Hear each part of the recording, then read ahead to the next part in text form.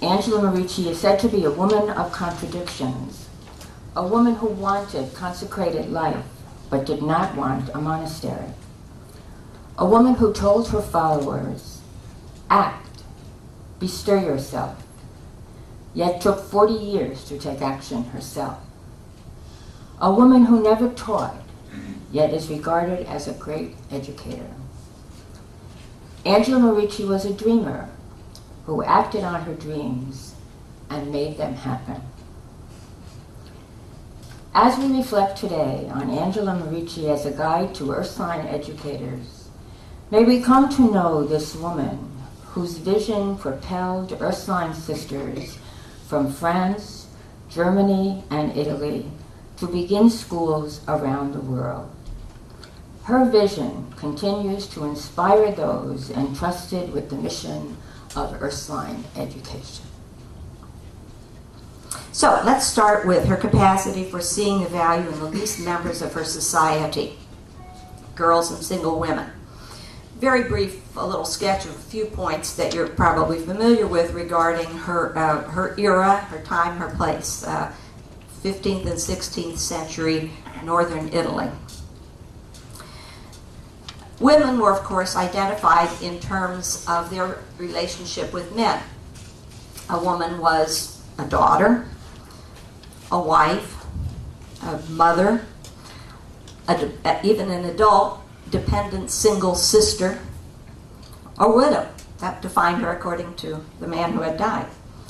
Religious life, of course, was an alternative that had somewhat more autonomy because religious, monasteries really, not congregations in those days, were internally self-governing by and large, by the women themselves.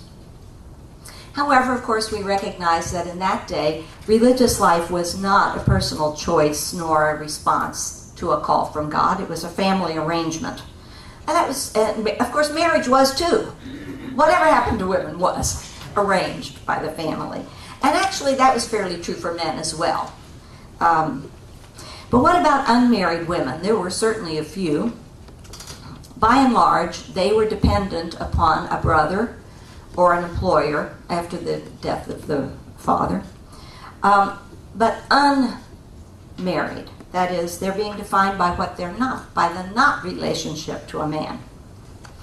If you're familiar with St. Angela's life, you probably know that as a teenager, orphaned by the fairly early deaths of her parents, she was cared for by, she and a younger brother probably, were cared for by an uncle and aunt in Salo, near her hometown of Desenzano.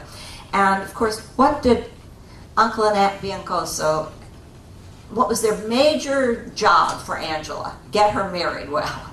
And she had already felt another kind of call, a call to Christ. And so she had a long and difficult struggle with that.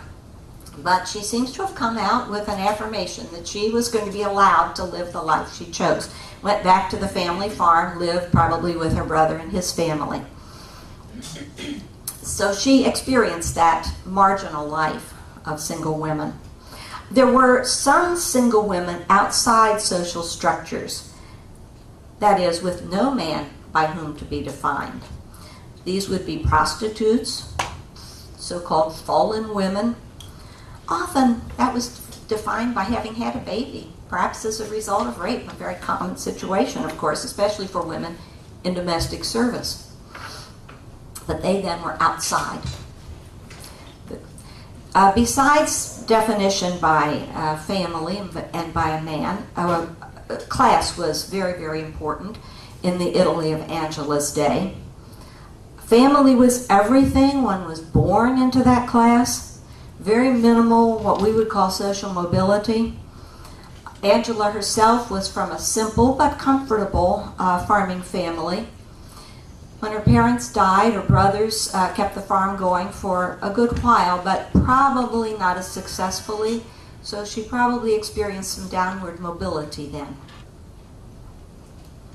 So Angela saw and experienced the life of the least in her society, single women, through personal experience, and that experience led her to empathy. That struggle with her uncle and aunt to determine the course of her own life, she understood it when others had similar struggles. Also, she recognized that in the course of this life, she had developed certain personal capacities. She had handled, with support, relationship, the temporary blindness and the dangers faced on her pilgrimage to the Holy Land. Or she could understand Scripture well, despite having had no formal education. And she realized other women could do this too. So her reflected experience gave her insight and empathy, but also that insight included possibilities, other possibilities for single women. Like some of the overworked serving girls who no doubt sought her out as a support and a model in her life in Brescia. When she looked at others like this, Angela was aware of God's presence in them, in their lives. And this led her to awe. Awe before God. Respect for this person in whom God was present and at work. She says, for instance, "Love your dear daughters equally, and do not prefer one more than another, because they are all creatures of God, and you do not know what God wants to make of them. For how do you know? You." I love this emphasis. How do you know you? She's speaking to the leaders, so she's taking them down just a little peg about knowing everything about those women. Okay, how do you know you? That those who seem to you to be least and lowest are not to become the most generous and pleasing to God's majesty. She was in awe at God's work in these little ones, the least and the lowest. The worth and the dignity of each young person in your care proceeds from God's creation of that person, God's purpose for that student, God's action within that youngster. That child, that young person's personal worth cannot be measured, of course, by others' expectations, even yours as teacher, as administrator. Certainly not by external criteria of achievement. I know you know that, we all know that, but how hard it is to maintain that focus. We need to cultivate awe in ourselves. God's creative work is ongoing, as real in a 14-year-old as in a giant sequoia tree. We are in awe before the giant sequoia tree. Now, Angela was not a theorist.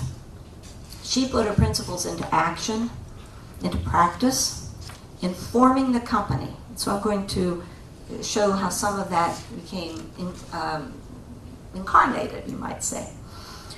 Her perspective, her point of view, her starting point, from the intrinsic value of the least important, the least powerful, is as unusual now as it was then, and you know that.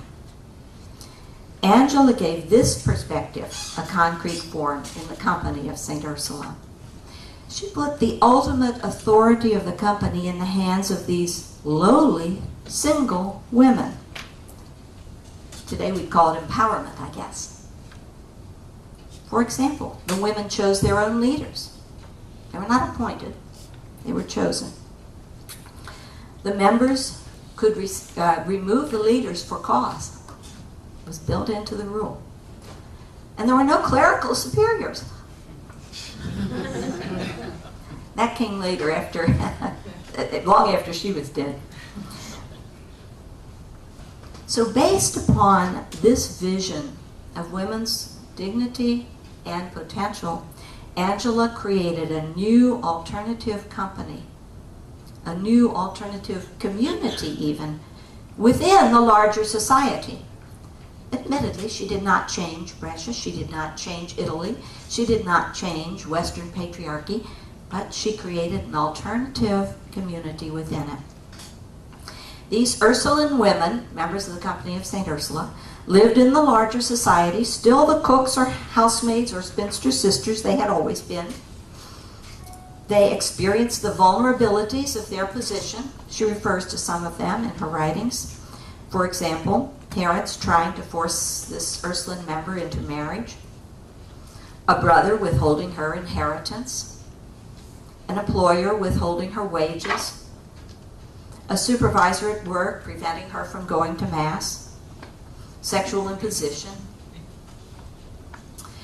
Within the company, however, within this alternative community, Angela reversed the dynamic of Bresch's social class hierarchy through a new network of relationships.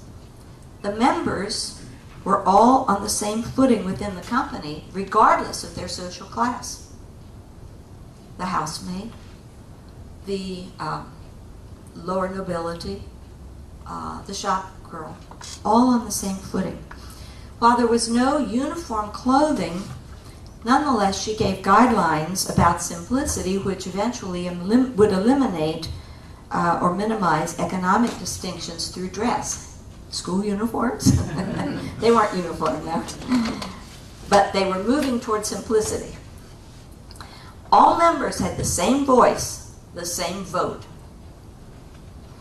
Local leaders were elected on the basis of personal qualities, not of class superiority.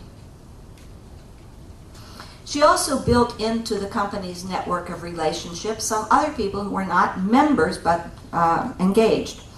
For example, there were matrons, widows usually, of fairly high social standing, who handled much of the administration. This came partly from their own backgrounds of experience. They were not Ursuline members, but they were elected from among the friends of the company by the members. And this was a strategic structure. Their involvement set a kind of social seal of approval on the members' credibility in the eyes of the wider society. They could also stand up with the members in confrontations that were necessary with parents, brothers, employers, other social superiors. Another kind of person that Angela engaged was a group of men. They were also elected by the members. They were not members. They were not directly involved in the governance, but they acted on behalf of the members to protect their rights in spheres to which women did not have access in those days, like legal and business matters. As a result, Angela created a new structure of justice based upon the value of women, simple women, even teenage girls. People of power and social standing and wealth and skill were called upon to use those qualities, their skill, their position, their knowledge, to protect the vulnerable, to ensure their rights. When Angela spoke to the leaders, citing Jesus' words in the gospel, "I have been among you not as the one who is served, but as the one who serves. And whoever is greater among you, let that person be the least." Of course, all these functions have a place in our schools, and you are hearing the resonances, I know.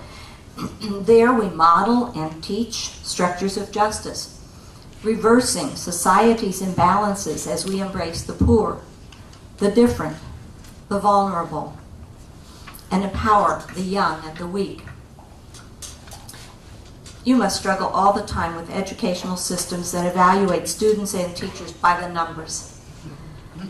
Low numbers, less value. Isn't that, I see your response. Society tends to involve all of us in terms of achievement, not in terms of development. Do we have the patience to wait for growth, to look at what is happening inside the person? Consider the models offered to students by media, cutthroat competition as a road to celebrity. We give alternative models of service, relationship, mutual esteem. A few further implications for Ursuline education, using Angela's way of seeing and respecting. To see others, the others in our care, with the eyes of respect and love. She says, the more you esteem them, the more you will love them. The more you love them, the more you will care for and watch over them. And in another place, have engraved on your mind and heart, engraved, actually the Italian word is sculpite, sculpted. all your dear daughters, not only their names, but their condition, their character, their every situation and state. So being focused on students, this type of leadership does not proceed primarily from the mode of the leader. It's not about my style or my goals. The direction of our leadership proceeds from the nature and needs of the individual persons in our care. Who are they? What do they need?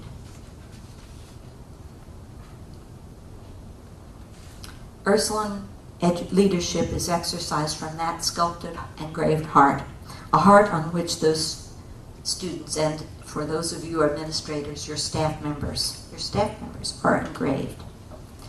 Your educational leadership derives its precious value, and it is, from the value of the persons you lead. Angela calls this leadership and teaching, this task, there cannot be another more worthy. Isn't that a wonderful honor to your expression of honor to your profession and your mission? Why? Because of the value of the students whom you teachers teach, because of the value of the school community whom you administrators lead, which she calls so noble a family entrusted to your hands. Precious. Noble? Angela says that her daughters will become queens in heaven.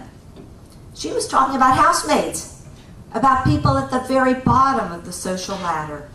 What does that imagery, queens in heaven, teach us? That she could see them in the light of their eternal value.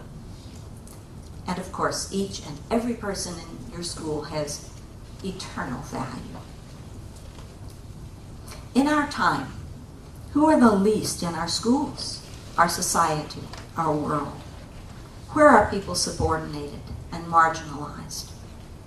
Are these the struggling learners, the socially awkward, those with familial dysfunctions, the gay, the poor, the immigrant, the learning disabled, those in a lower class, the second language learners? And do women and girls perhaps experience injustice and marginalization disproportionately in our world? I think that St. Angela's attentiveness to women and girls is our bridge. Wake up! In Ursuline education, between our local and global consciousness and action. If we care about women and girls, we care about the oppressed around the world. And so we ask, I don't have an answer for this next one, how do we develop solidarity in attitude and in action with marginalized people in our whole global community? I'm going to ask you to give a couple moments maybe of thought about that. There is on the back of that sheet with the scripture, there's an unfinished sentence. And I'm asking you, in about a minute or two of silent reflection, to think of an area, whether it's in your school, in your neighborhood, family, church, society, in the world, where you recognize this call that's expressed there. A call to practice Angela's respect and justice for the vulnerable, especially for women. Think of an area where Angela inspires you to reach for greater respect and justice for women. So I'm going to ask you to take just about a minute of silence, finish that sentence for yourself, I'll cue you, and then just share with maybe 2 or 3 other people, however you can cluster yourselves there, simply to read the sentence aloud and listen deeply to the others. I'm not asking you to explain it, I'm not asking you to discuss it, but rather let the group's attentive listening be the affirmation. Okay, so let's have, I'll tell you when to start sharing. We'll have a little silence while you ask yourself, where do I recognize a call for Ursuline educational leaders today to practice Angela's respect and justice for, finish the sentence however you wish.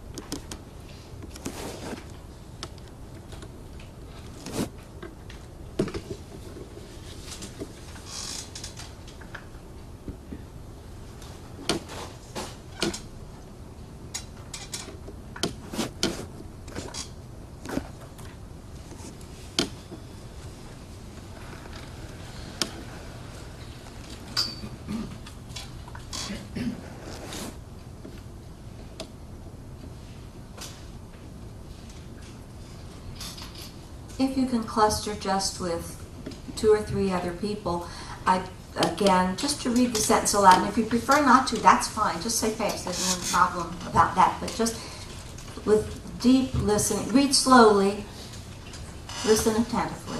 That's all. And I'll bring you back in another 4 minutes or something, a few minutes.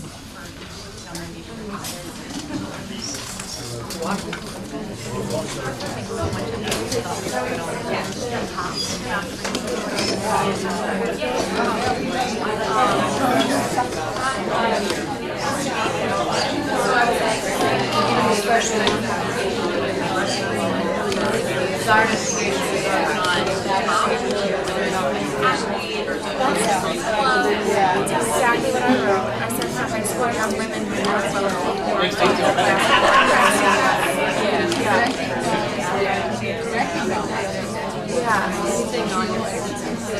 right. Well, and that's a culture, I think, like you say. Unfortunately, we've gotten caught out of trouble with the top of our class and the most athletic. So, I think that there's increases. Right. So that's starting to change. And it's starting to kind of more of a, like recognizing the value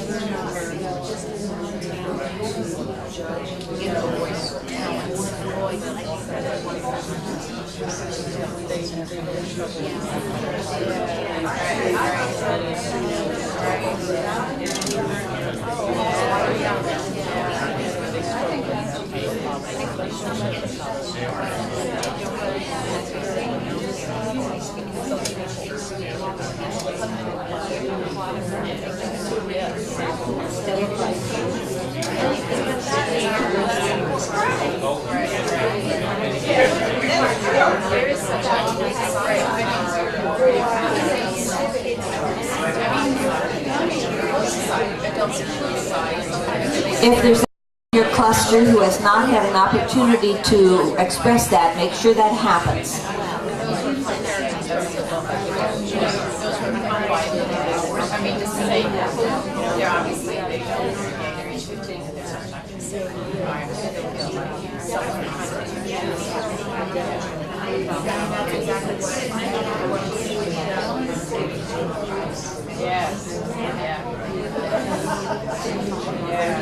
We better have a response, right?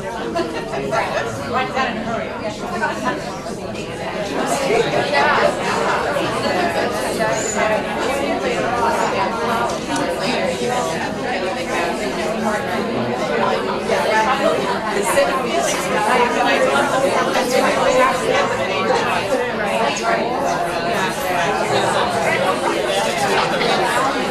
Let's move on now. Thank you for beginning that conversation, and that's all that I know we have a chance to do here, but you've maybe sparked some ideas to continue reflecting on and maybe sharing even back home, or however you wish to go forward with that in your own personal life. I'm going now to my second facet of what I think Angela, one of the many things, another one of the many things Angela can teach us of value to Ursuline educational leadership, and that is, and boy isn't this a problem, a challenge to all of us, balancing individual and community. Oh yes. Well, of course, in her world, in her time and place, individual hardly was a word anybody would even think of or know or use. Society was seen as just a cohesive organism. What we would call the individual person was almost completely submerged in family and community. And that wasn't true only of women. Men, too, were identified and functioned in terms of social, familial structures and relationships. But, of course, they had somewhat more power and more choices, but they were still within that framework. For women and girls, of course, life was very much confined to the domestic sphere or monasteries, and I know you're probably familiar with the famous phrase, a woman had to have either a man or a wall, marriage or monastic life. So women were a great deal more confined than men, and also, and this isn't always realized, more confined in the Renaissance era in Italy than in the feudal era. For us, and then we're dealing with the difficulty to balance these values, individuality and community. And Angela created a structure that located the individual, whom she did recognize, within a new kind of spiritual and religious family. She wove a network of supportive relationships on a familial model. I've outlined for you the participants before. Let me say that again, put it into the language she often used. The members, whom perhaps you would like to parallel to your students, she saw as sisters, adult sisters certainly. This was not a minimizing model, but one of relationship, adult to adult. And those of us who have our own family sisters know what a treasure that is. The local leaders, colonelli, she called teachers and guides. The widowed matrons that I mentioned before, who would probably be parallel to our administrators in school settings today, she said would act like mothers, and she often used that maternal imagery. And the men, whom I would parallel to our advisory board functions, she said would function like fathers, that is, giving assistance in those external business and legal affairs that I mentioned before. Well, 500 years of growing individualism have happened since her day, and Western culture finds it very difficult to integrate the individual into the common good, right? One of the things we really struggle with. A few features of this that we all recognize, and you can probably come up with a much longer list. The consumer-based economy. I must acquire for me and mine. Remember, there's a new TV ad. I have the right to be unlimited. I forget what it's advertising. So, anyway, probably cell phone access. I don't know. We have a polarized church and a polarized society in which my way is the only right way. Compared to family structure in her day, families of 1 or 2 siblings just have less experience of participation and sharing, just by the numbers. Families that are broken or at a distance in our mobile society, at a distance from grandparents and cousins, have less involvement with the vulnerable aging in their own families even, and perhaps less sharing than would have been true in her day. And here comes the urgency of something that is already a hallmark of the Ursuline education that you do. How urgent it is, our capacity to foster relationships within community. We all know that that is distinctive. I'm not telling you to do something, I want to emphasize to you how urgent it is for our world, our society, our church. And so, recognizing that that has a particular meaning for our world and rootedness in Angela, what can we learn from her about fostering a healthy balance of individuality within community? Well, here are a few things. I'm sure you can think of many, but I'm going to give you a few. One is leadership by example rather than by imposition.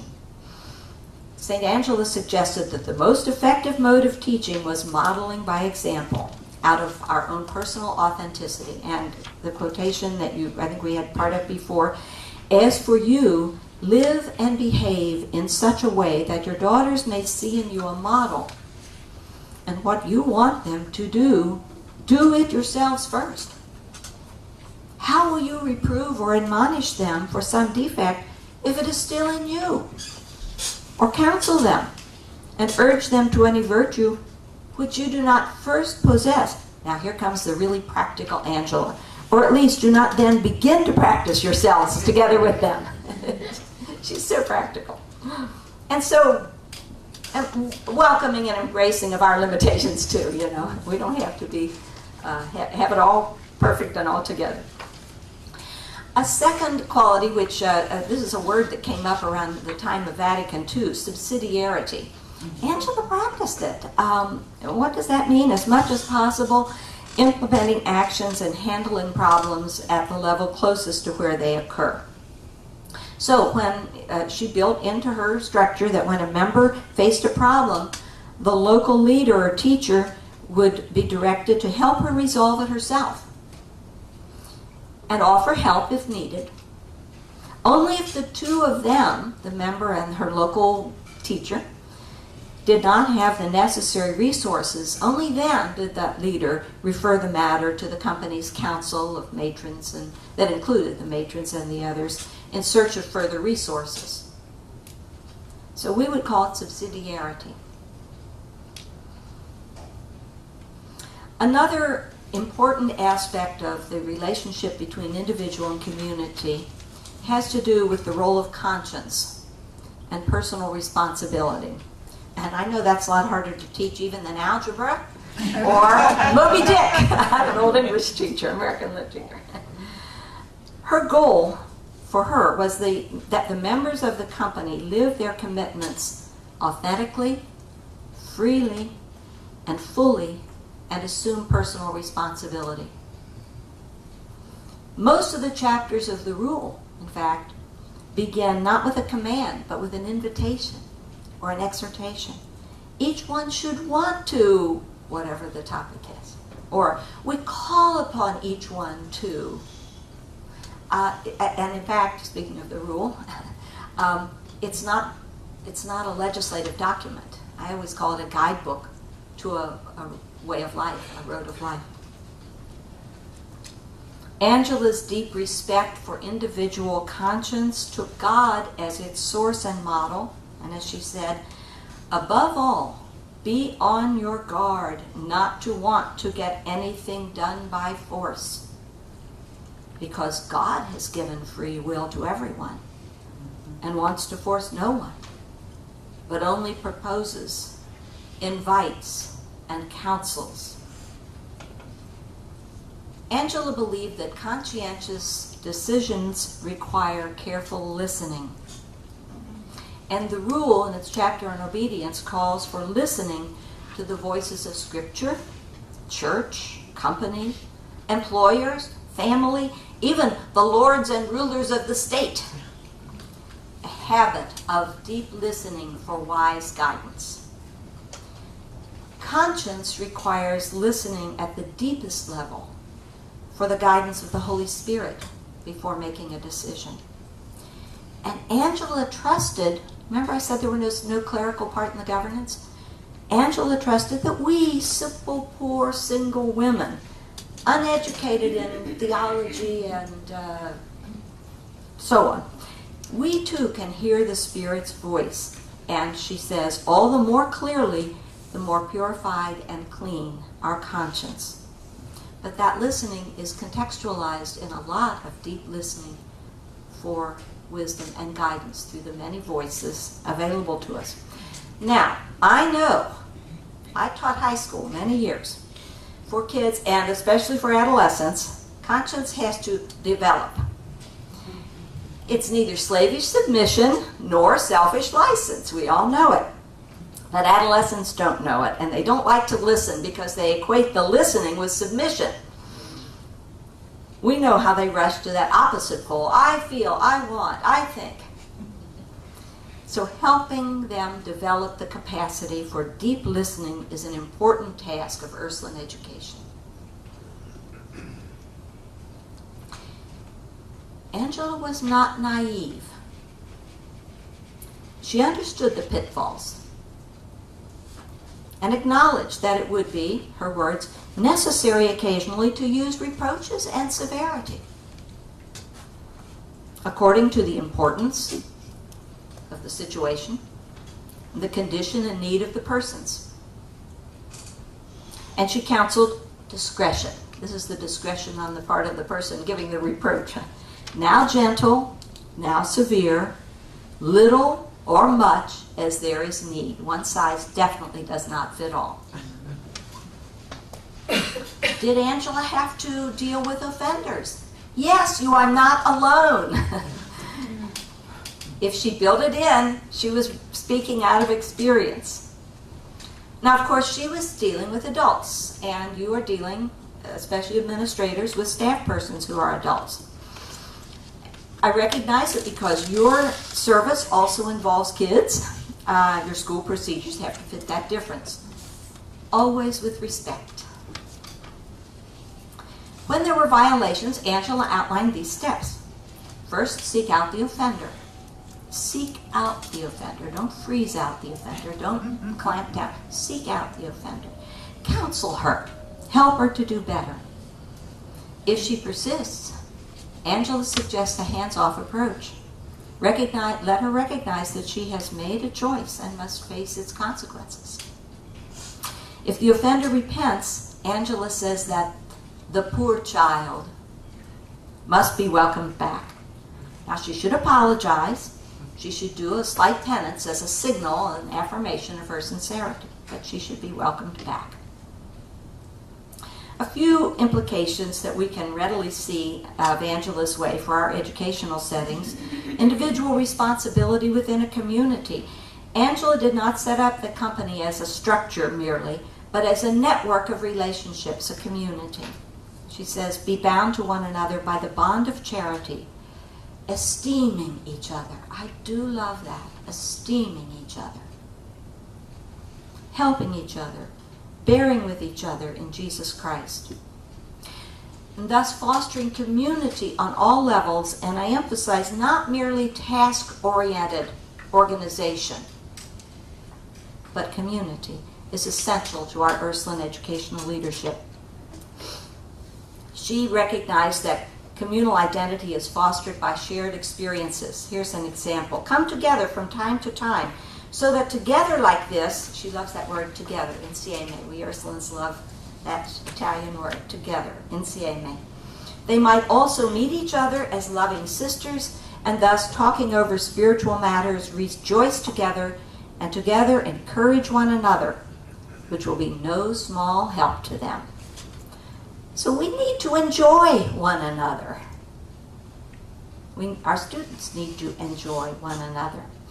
We need spiritual solidarity. Everybody loves a good pep rally.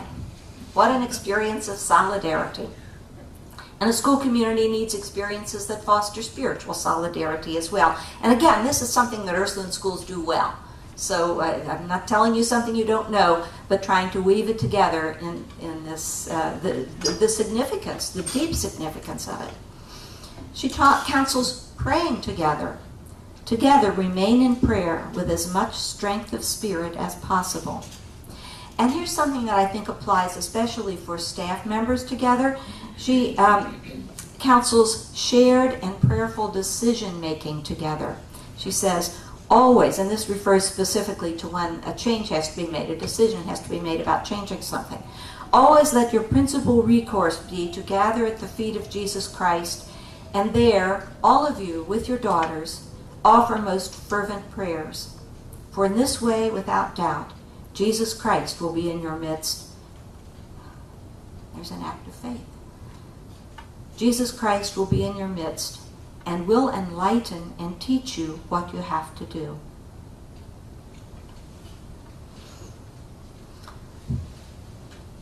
Another element that fosters community is when we affirm the different roles and functions within the school community precisely as different ways of collaborating in the shared mission. I'm going to cite something. Judy Wimberg's here, and she and I shared educational ministry for many, many years. For a few years. And we used to comment sometimes, Mike, when he came and picked up the trash in the rooms every day, he was a model. Mike was developmentally disabled. He was a model of fidelity. It was a beautiful witness to our kids. He was part of our educational mission. And emphasizing everybody's shared collaboration in that is really, really valuable. So we then help, in that process, are helping each student and staff member realize that she or he is important to the well-being of the whole. Now I go back for a moment to that issue of formation of conscience. Violations have to be dealt with for what they are. Ruptures of that unity. Not primarily as technical violations of the rules. And here's a leadership challenge, of course. An occasional review of those regulations. Are they still aligned with the common good, or have they gotten sort of frozen?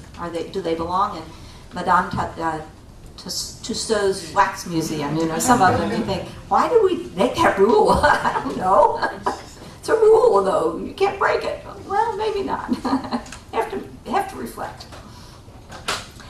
I would like to take just maybe about somewhere between 5 and 10 minutes to ask you to share your wisdom, just out loud for the whole group, about some ways that just little wisdoms about things you do, perhaps, or would like to do, that help your school community to balance individual and community healthily. Let's take just a moment to think about what that means and where we're doing it well, and then share that for just a few minutes with the whole group. I'll give you a minute to think about it, and then I'll ask for comments.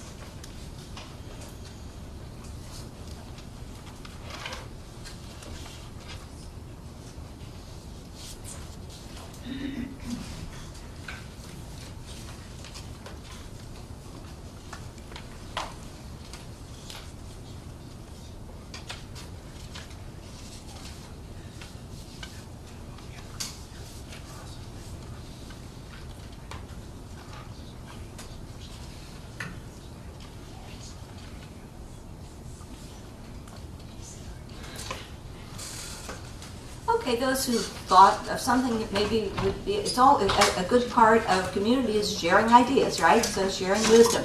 We aren't set up for mics, so I'll just ask everybody to speak nice and loudly, and if you're toward the front, if you could angle yourself around so the people in the back can hear you, and all of us use our teacher voices, okay? So who has a thought about something that works well? Yes, Ms. Dean. So yeah, but Dean of Students. So I'm the Dean of Students here. And so oftentimes I meet with students, well not that often, but in judicial settings. And you know, the students come in and they're intimidated and they don't know what's going to happen next. But typically by the end of the hearing there's some sanction which is fair and they understand there's opportunity for questions. And they think that I ask, do you feel like you understand everything? Are you clear? And they always say yes. But then, when I see them on campus, I go out of my way to say, oh, good morning, Susie, how are you? And that's shocking to them, because usually they see me coming, they look at their feet, you know, because they're embarrassed. You know, but for me, that's, well, you accepted the sanction, you made reparations, you're wholly restored to the community. And so, it's when, you know, that's how that should be, I think, grounded. Yes, there are consequences, but no, you're not a bad human being. Excellent example, thank you. Couple more, perhaps?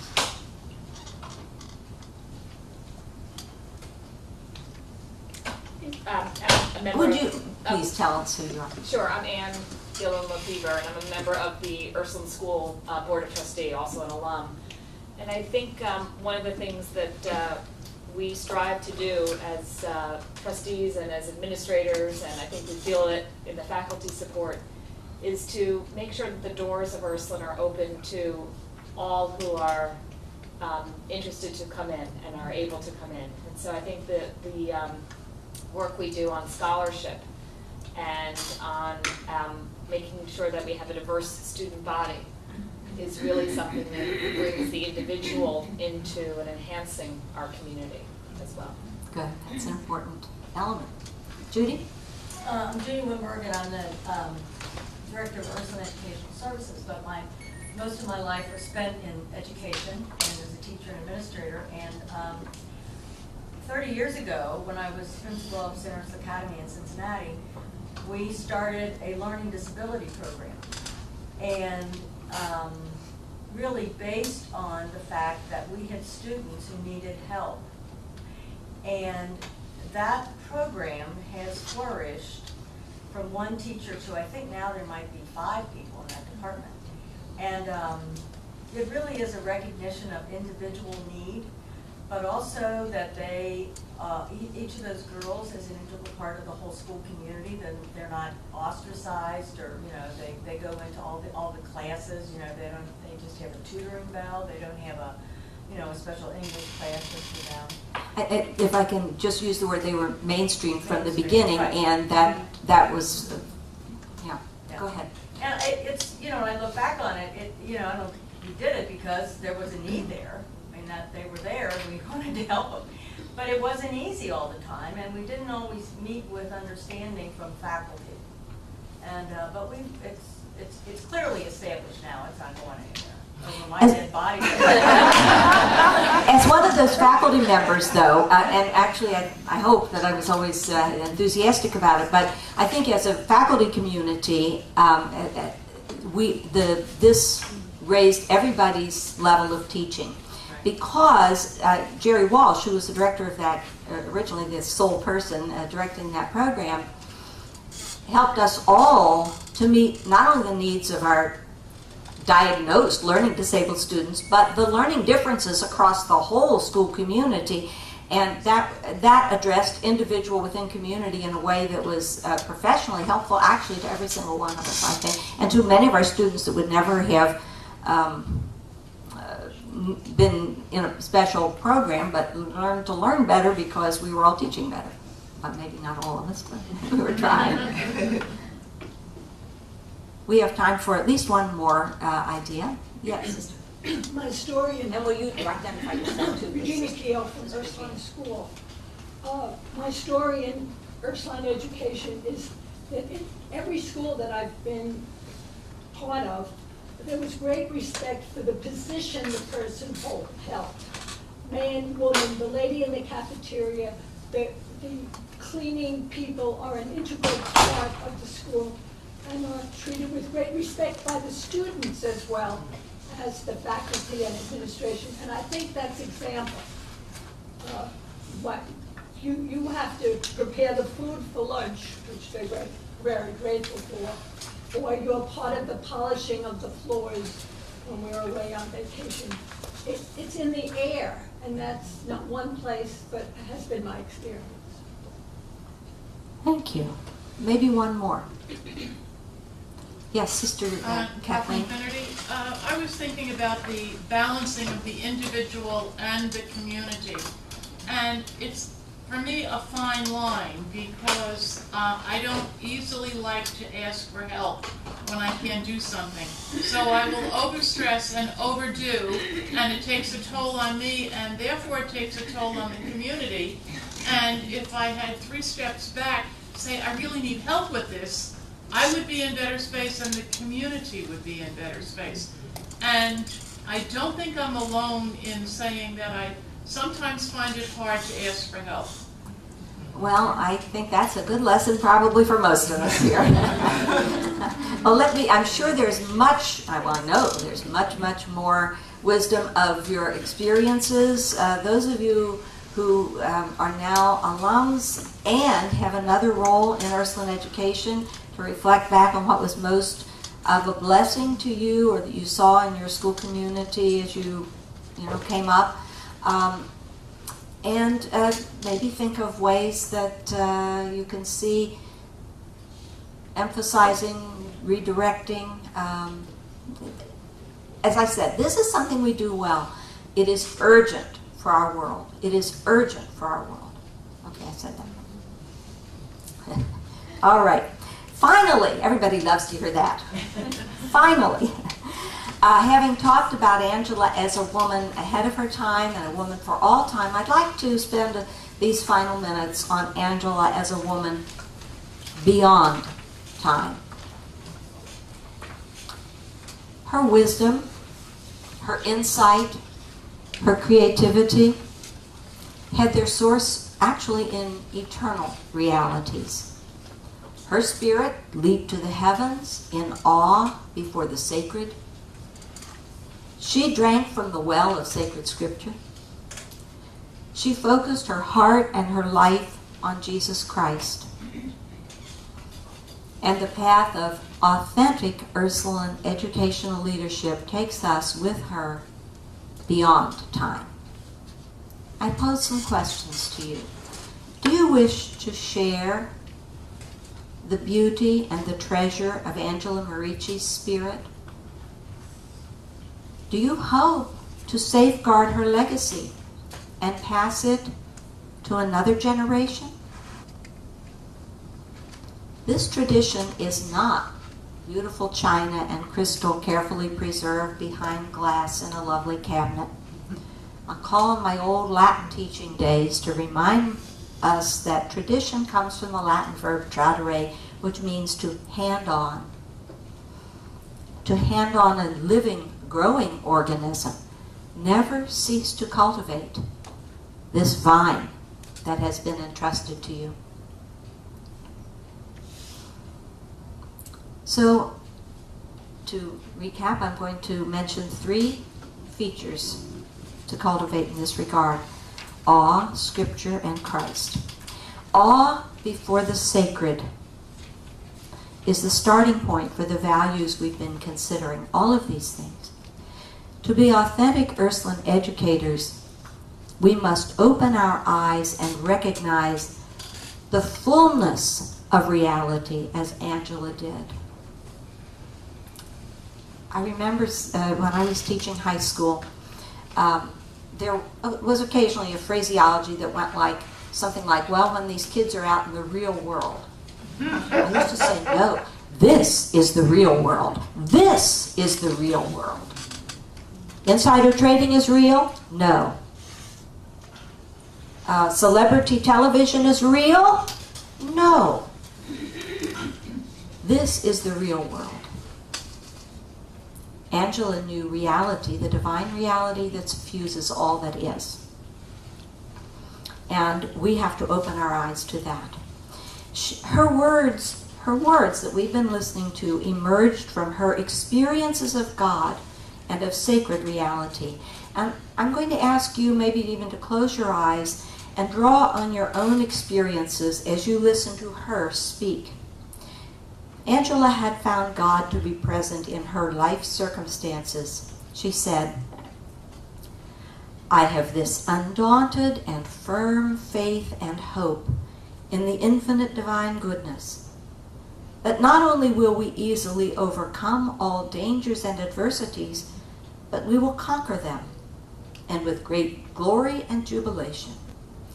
Actually, we will cross through this momentary life with consolation, and our every pain and sadness will turn into joy and gladness. And thorny and rocky roads we will find flower-strewn forests, paved with finest gold. Where has this been true in your own life?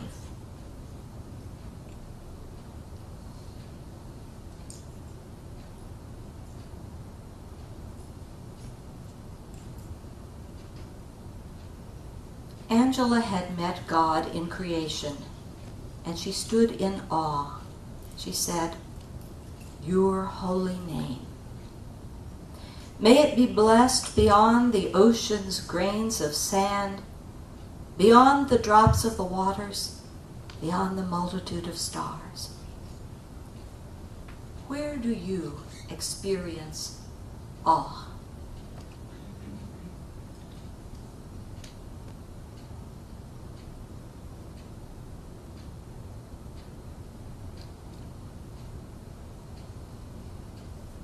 Angela had felt God's guidance and support in carrying out her responsibilities. She said, Pray to God, without doubt, as He has given you this charge, so He will give you also the strength to be able to carry it out, provided you do not fail for your part. Where do you particularly need God's help now with a situation at school?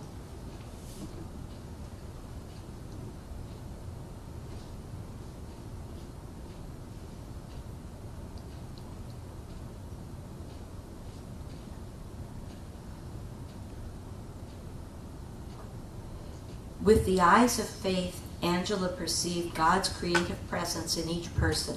She said, Hold them all in your love and bear with them all equally. God well knows what he wants to make of them. Who is a student or a staff person in whom it's hard for you to recognize God's creative presence?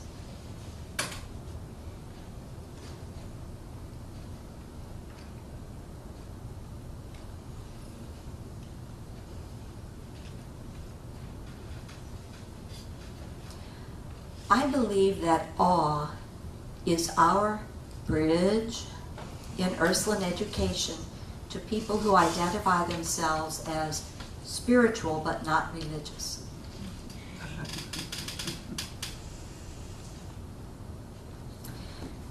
The second way in which I'm going to speak of Angela as a woman beyond time is the fact that she immersed herself in sacred scripture.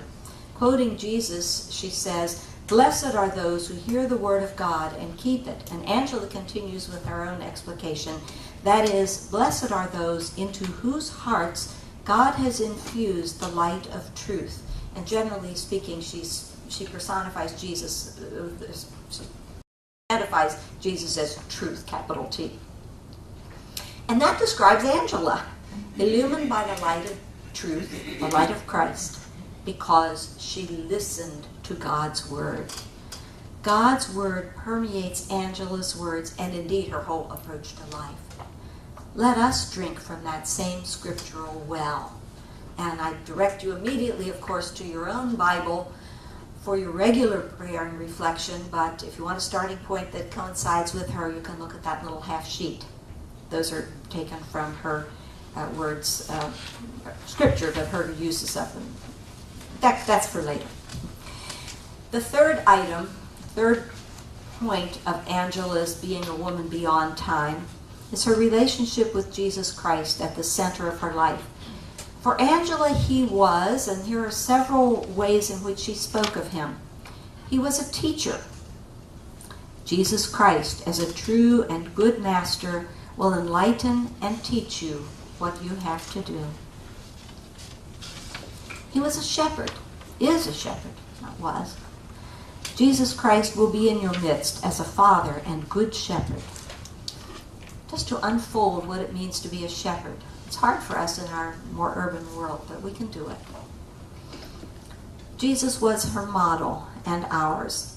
Pay attention to Jesus Christ, who says, "Learn from me, that I am gentle and meek of heart." Jesus is Angela's way. She says, Jesus Christ, the only way to heaven. Jesus is her treasure. She says, let them have Jesus Christ for their only treasure, for there also will be love. Jesus is her lover. She says, the lover of us all. So authenticity as an Ursuline educator involves, as you already know, a personal spiritual journey that integrates awe, scripture, and a relationship with Christ. Now I pose a few thoughts to you.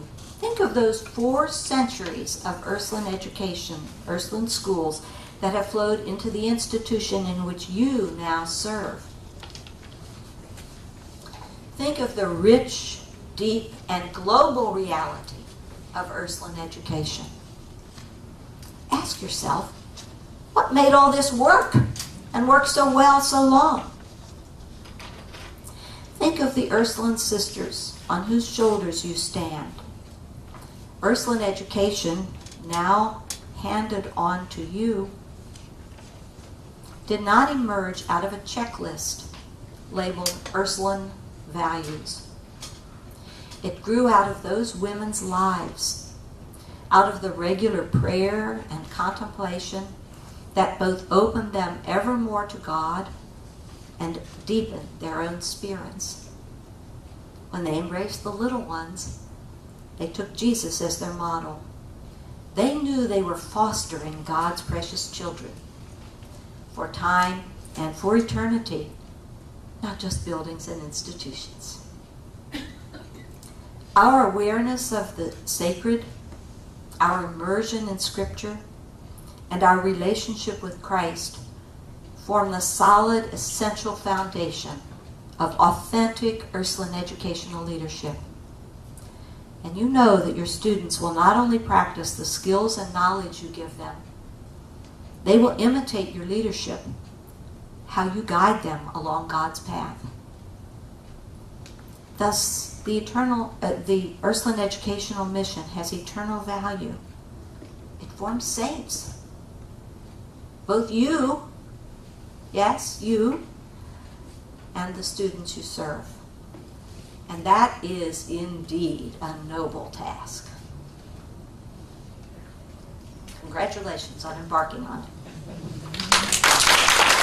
Several years ago, I became intrigued at how books, as Eileen said, I'm a librarian, have been a part of Ursuline life from the time of St. Angela's rule to the present. Angela's father read the lives of the saints to his family, supposedly inspiring little Angela with the story of St. Ursula and her companions.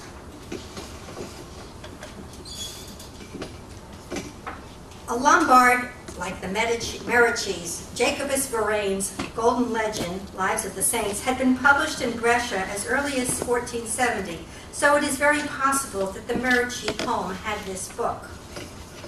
Some good books. As Cabrini has inspired us with her presentation on Angela Medici as a guide to Ursuline education, Angela, who wanted the best for women and girls, set up the Company of St. Ursula to provide just that. Angela did not found schools. It was not until the Polish Ursuline, Teresa Ledachowska, published her scholarly life of Angela Medici and a history of the early company that historical facts were shared and some myths explored and debunked. Subsequent historians have delved into Angela's story and enlightened us with new and deeper understanding about Angela and the company of women she founded in 1535. Even before the foundation date, Brescia was a city in turmoil with war, ecclesiastical abandonment and corruption, political intrigue and infighting, Protestant inroads from the north. Just a few months before Angela founded her company, Thomas More and John Fisher were put to death for opposing King Henry VIII's divorce and remarriage to a second wife. Angela revered the holy martyrs of Cologne, yet martyrdom had not ceased in Western Europe. The rules she composed and her counsels and the advice were all influenced by the tumultuous atmosphere in which she was living. After Angela's death in 1570, independent companies developed and spread, particularly after the Council of Trent between 1545 and 1563 in northern Italy, cities like Milan, Verona, Bergamo. Many companies were requested to teach the new catechism and to work with women. Various bishops adopted Angela's rule to suit the needs of their locale, and Angela's original rule seems to have disappeared.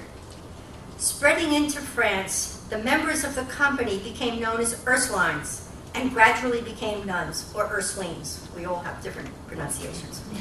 Living in cloistered convents, wearing distinctive habits, living a monastic horarium, praying the daily office, retaining just a trace of Angela's original rule while following the cloistered rule of St. Augustine. The congregated Ursulines moved into a cloistered existence and as such continued and deepened the teaching of catechism to young girls, branching into the teaching of reading, writing, arithmetic, music, and needlework. As cloistered nuns, they were allowed to admit young girls and teens to live within the convent walls.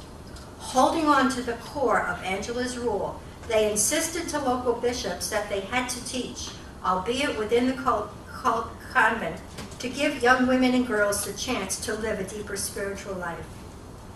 Many Ursuline convents, particularly in France, which saw over 300 independent Ursuline monasteries by the end of the 17th century, also had a free day school for poor and local girls from the town. The tradition of the Ursuline Foundation was to found a monastery and school in a town or a city. When the monastery had financial security and sufficient nuns, a new foundation or branch was made. That eventually became independent. In each location, the nuns were under the supervision of their local bishop, which had both benefits and difficulties, depending upon the relationship that existed between them. Episcopal interference, oversight, and challenges therein were one of several issues that led to the formation of the Roman Union of Ursulines in 1900. And now we move across the Atlantic to the New World. In 1639, a widowed mother, Marie Gaillard Martin, who had left her young son in the care of relatives to become an Ursuline nun in Tours, convinced her spiritual director and superiors that she was being called to go to Canada, the land of mists, to teach the native children and daughters of French settlers. In Quebec, Marie lived a frugal life with her companions and succeeded in learning about and publishing a catechism in the native languages of the Iroquois and Algonquin. The nuns also took young French-Canadian girls into their convent to instruct them in the Christian life. The Ursuline Convent of Quebec School, the first educational institution for girls and women in the New World, continues to this day, and they have many foundations, including those in Japan and Peru. In 1652, the Ursulines of Paris, probably influenced by their Jesuit spiritual directors, published a set of rules for the administration of a monastery and the education of young girls, the Règlement.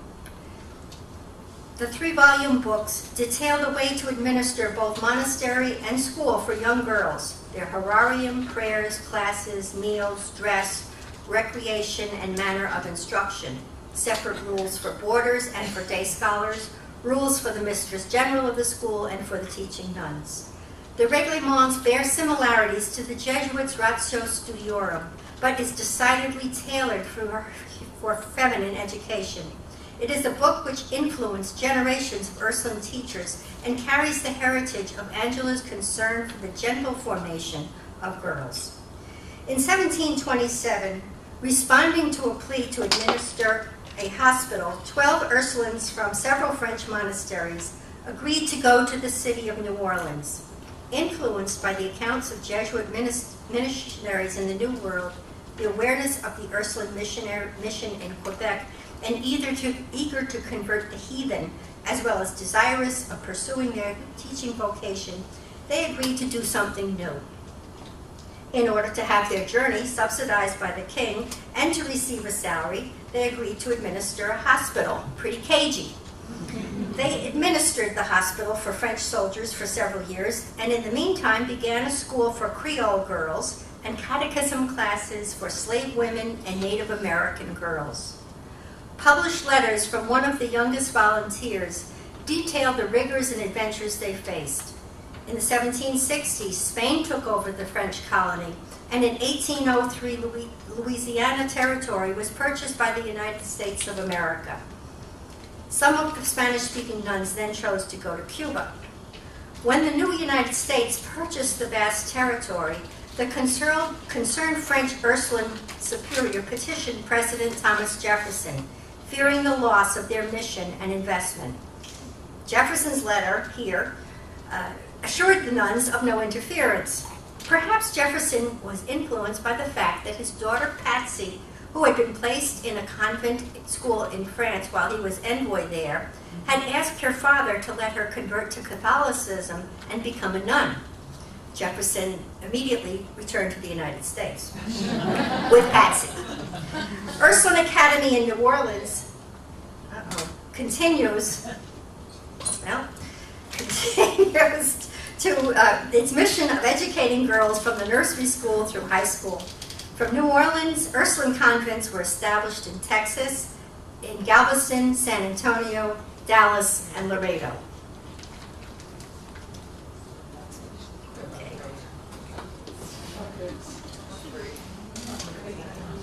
Upgrade. Well, at least we're in the United States, right? Okay. Ursuline missionaries to the New World carried the Reglements with them, and convent education became valued in the colonies for imparting religious education and a good, sound education in language, literature, mathematics, and devotions to young women. The Irish Ursulines of Cork in 1802 published a book of prayer and practice, the Ursuline Manual. That was a popular religious book throughout the 19th century. Sadly, an American bishop plagiarized it and published it as his, but he was soon reprehended by the Irish Ursulines for his copyright error. France, Ireland, and Germany were the countries from which American Ursuline monasteries and their schools were founded. Irish Ursulines, like the German houses, were from French monasteries. In 1812, 3 Ursulines from the Irish Black Rock Convent in Cork came to New York to establish a school. They had a hard time, finding the independent-minded American children difficult, and no vocation presented themselves because the Irish Ursulines required a dowry, and the poor Americans did not yet have money or understanding of what dowry for a woman entering a convent why she would need that. So after only 3 years, they returned to Ireland. The Black Rock Ursulines made another try in 1834 in Charleston, South Carolina. After a few years, differences with a new bishop led to the nuns in Charleston to disperse and move elsewhere. He confiscated their convent that they had purchased and built with their own dowry funds. The American nuns stayed in Ohio. The Irish nuns returned to Ireland until the bishop who had confiscated their property died, and then some returned to Charleston. Others remained with the Brown County, Ohio Ursulines. In Charleston, their successful school was sadly burned by soldiers during Sherman's march on to Georgia in 1865, and they did relocate outside the city of Charleston. It was to the Charleston convent that the fictitious heroine, Scarlett O'Hara's sweet little sister Carleen, went. Do you remember that? Much to Scarlett's annoyance. A foundation in Columbia, South Carolina also had a school. Eventually, the Charleston school came into the care of the Louisville Ursulines, and the Columbia community eventually joined the Roman Union.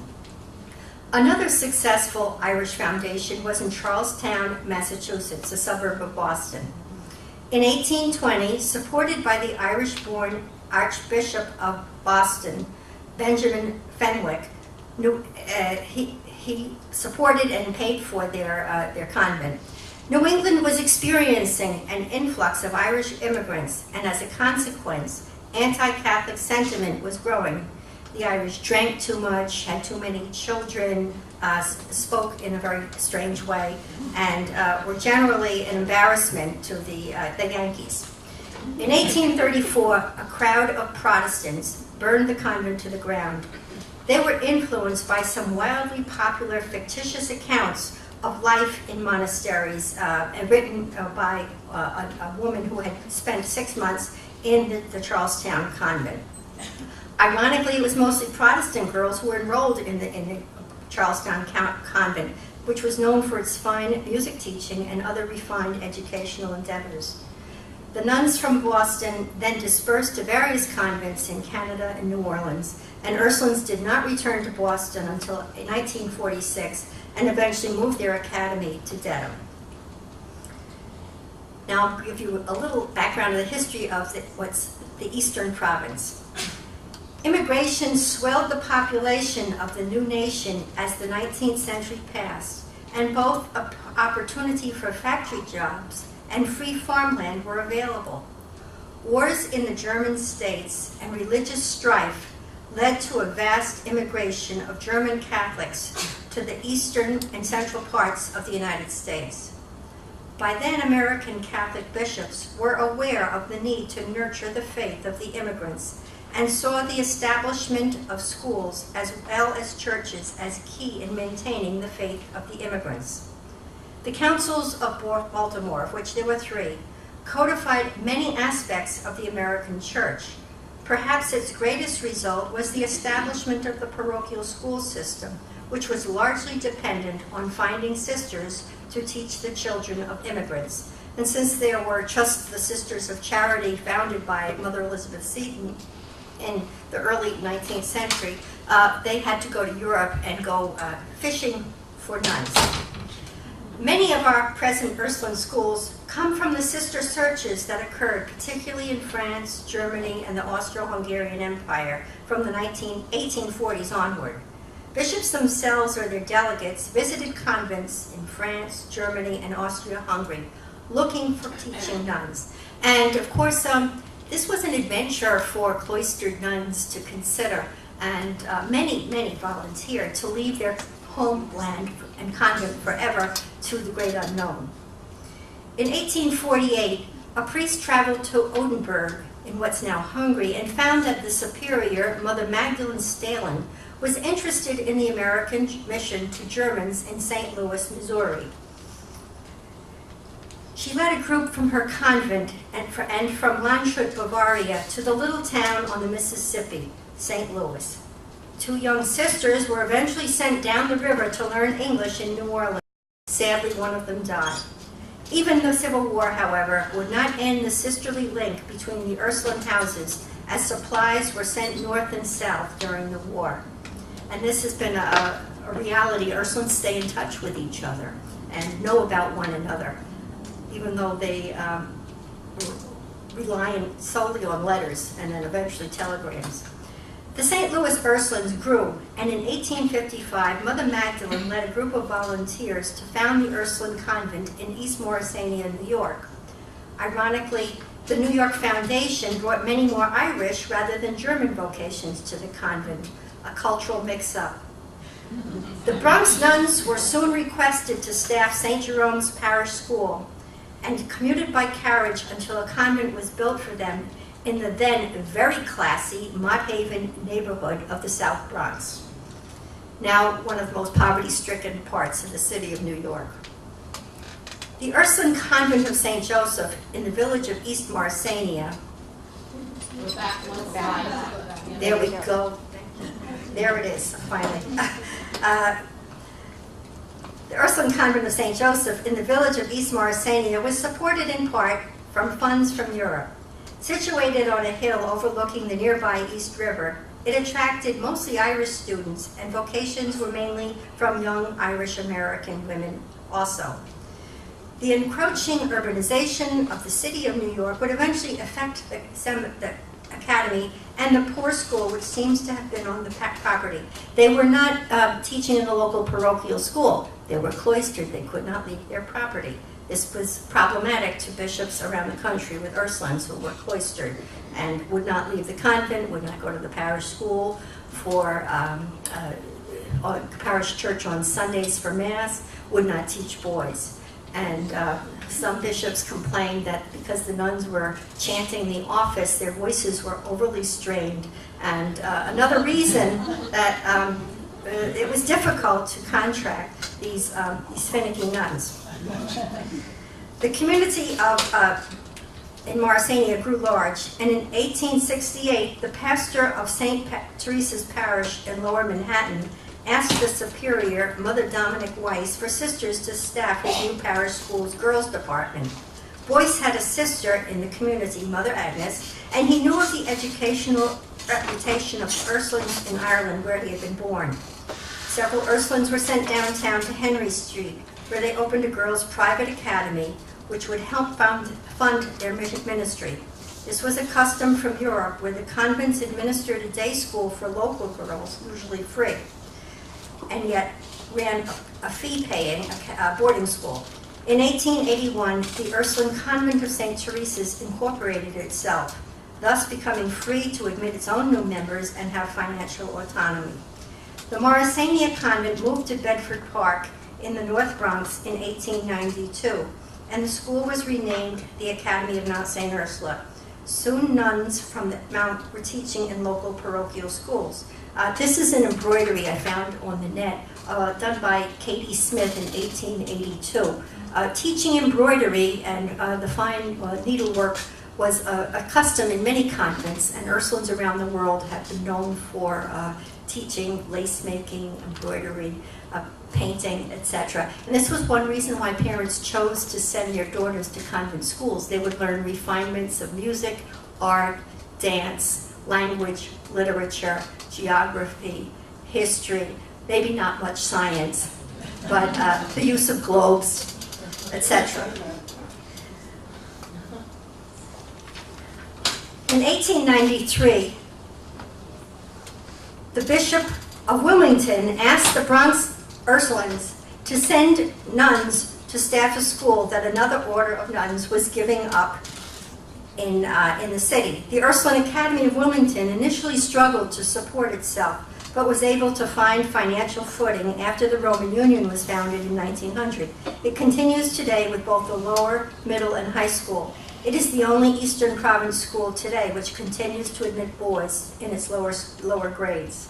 And this is a photograph from one of their historical collections of the school, which anyone from Wilmington would recognize. The St. Teresa's community was also growing. In 1883, they opened a normal school to address the serious need for prepared teachers in both the burgeoning public and parochial schools of the city of New York. In 1896, they purchased a house in New Rochelle and opened a school. A year later, they were able to buy Leland Castle and there opened the Ursuline Seminary. The seminary, or Castle School, eventually became called the Medici School for girls. I misplaced that slide. Okay. Lost myself. All right. The Medici School for girls. Oh, wait. Wait, Mr. Mark, wait a minute. I get it. You're a busy guy today.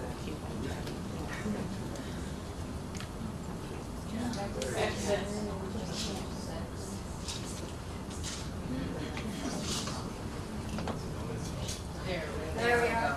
All right, now we're in Rome. All right, St. Teresa's community was growing, etc., etc.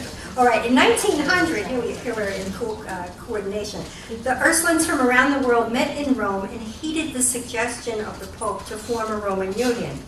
A desire for a union was spread among some monasteries, particularly some in France. A French Ursuline publication, The Echo of Saint Ursule, here we go, gave Ursuline news as well as holding contests in language, mathematics, and literature. And it was a wonderful tool for communication among Ursuline students and their Ursuline teachers. Eventually, in 1902, Bedford Park and New Rochelle voted to join the Roman Union. Somehow the bishop had forgotten to give them the invitation that was mailed to bishops to ask all Ursulines to come to Rome for this meeting. So they, Mother Irene and Mother Dominic were unable to attend that famous meeting in Rome. In 1904, Mother Irene Gill founded the College of New Rochelle in Leland Castle. The college grew rapidly, becoming the largest women's college in the U.S. by the 1930s. Meetings held in Rome, chapters, every 6 years, established new rules and customs for the previously autonomous Ursuline monasteries. There were growing pains felt around the world from changes in the habit to changes in spiritual life of the nuns and their cherished customs. Some had to give up items of dress, and to women this is very important when you're wearing the same outfit every day for 40 or 50 years. The length of the sleeves, the headdress is modeled, etc. Notice all the different outfits these not all Ursulines are wearing, and these are Ursulines from the United States and from different parts of Europe. So the chapters caused great changes to occur, but chapters were attended by elected delegates of each province. And I can assure you, having attended a chapter, much debate occurs and eventually agreement is made. We're not talking much about clothing anymore. Several formerly independent communities eventually joined the Roman Union of the Eastern Province of the United States in the early part of the 20th century. Malone and several from Washington, D.C. and Maryland. Boundaries of the provinces changed. Initially, the United States Northern Province, which now is what we call the Eastern Province, extended from New York to California to Alaska. And imagine how difficult it was for Mother Irene to get on a train to go talk to the bishop in Montana and go on to Seattle, Washington. I don't think she ever got to Alaska. In 1926, Mother Saint Jean Martin of France was elected Prioress General. She would guide and administer the Roman Union Ursulines for 33 years. A brilliant woman, she was very interested in seeing quality and uniformity among the provinces and in their schools. It was she who gave the motto Serviam to all Ursuline students worldwide in the 1930s during the Depression, when great poverty was being felt around the world and young people were called upon to become aware of and to help the less fortunate. In 1940, she arrived here in New Rochelle to conduct an educational congress for Ursuline administrators and faculty from across the United States.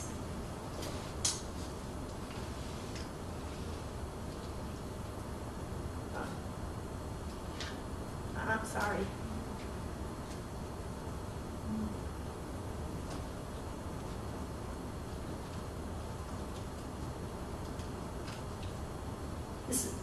There she is in front of Brescia Hall in 1940.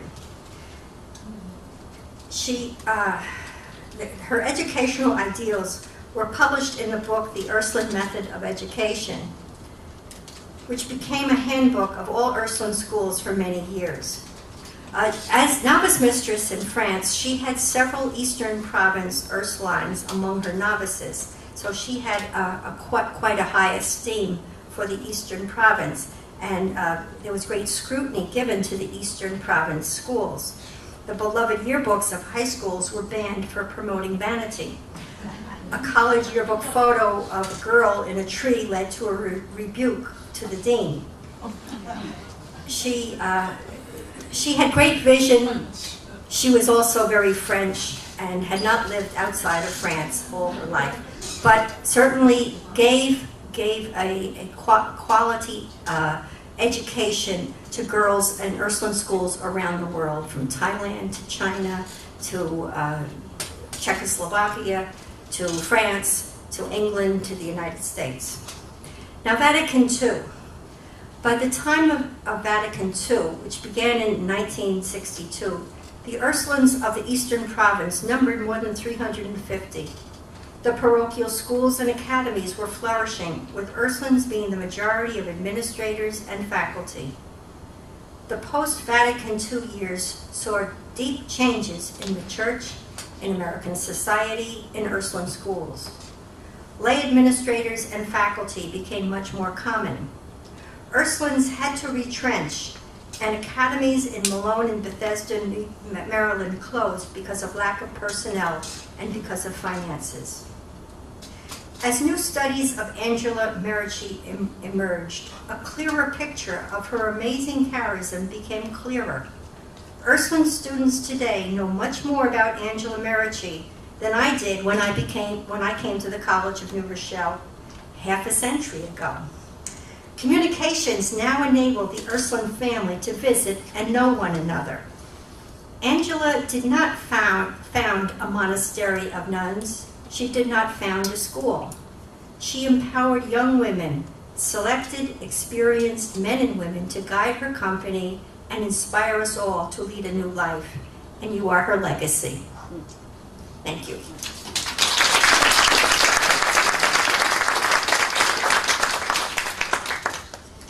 Here, I thought I would go over time. I don't know if anyone has any questions or that I could, yes? Alice? Martha, could you just go through the slides that... Okay, that's a good idea. That's a survey. These are students packing. After World War II, Ursuline sent thousands and thousands of pounds of food and clothing to the convents in Europe.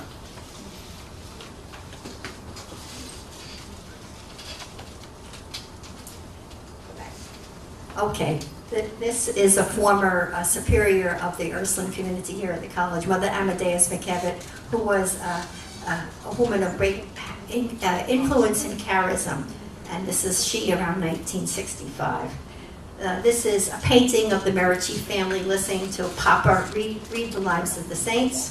This is a page from William Morris's Golden Legend, and this is the account of the Ursula and her companion's martyrdom.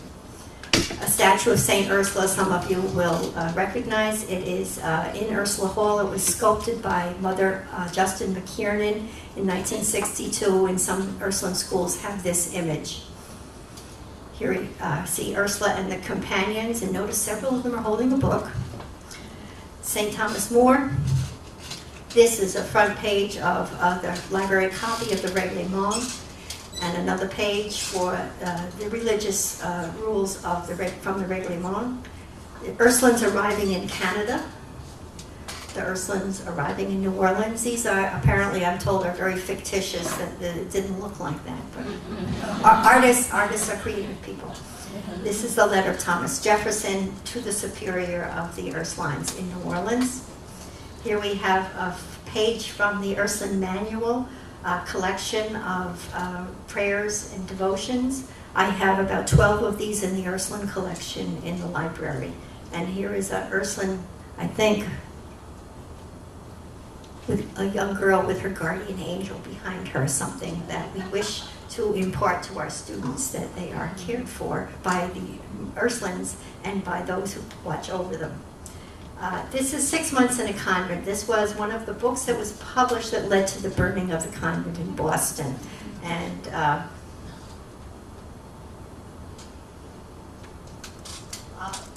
Months in a Convent, or the narrative of Rebecca Teresa Reed, who was under the influence of the Roman Catholics about 2 years, and an inmate of the Ursuline Convent on Mount Benedict, Charlestown, Massachusetts.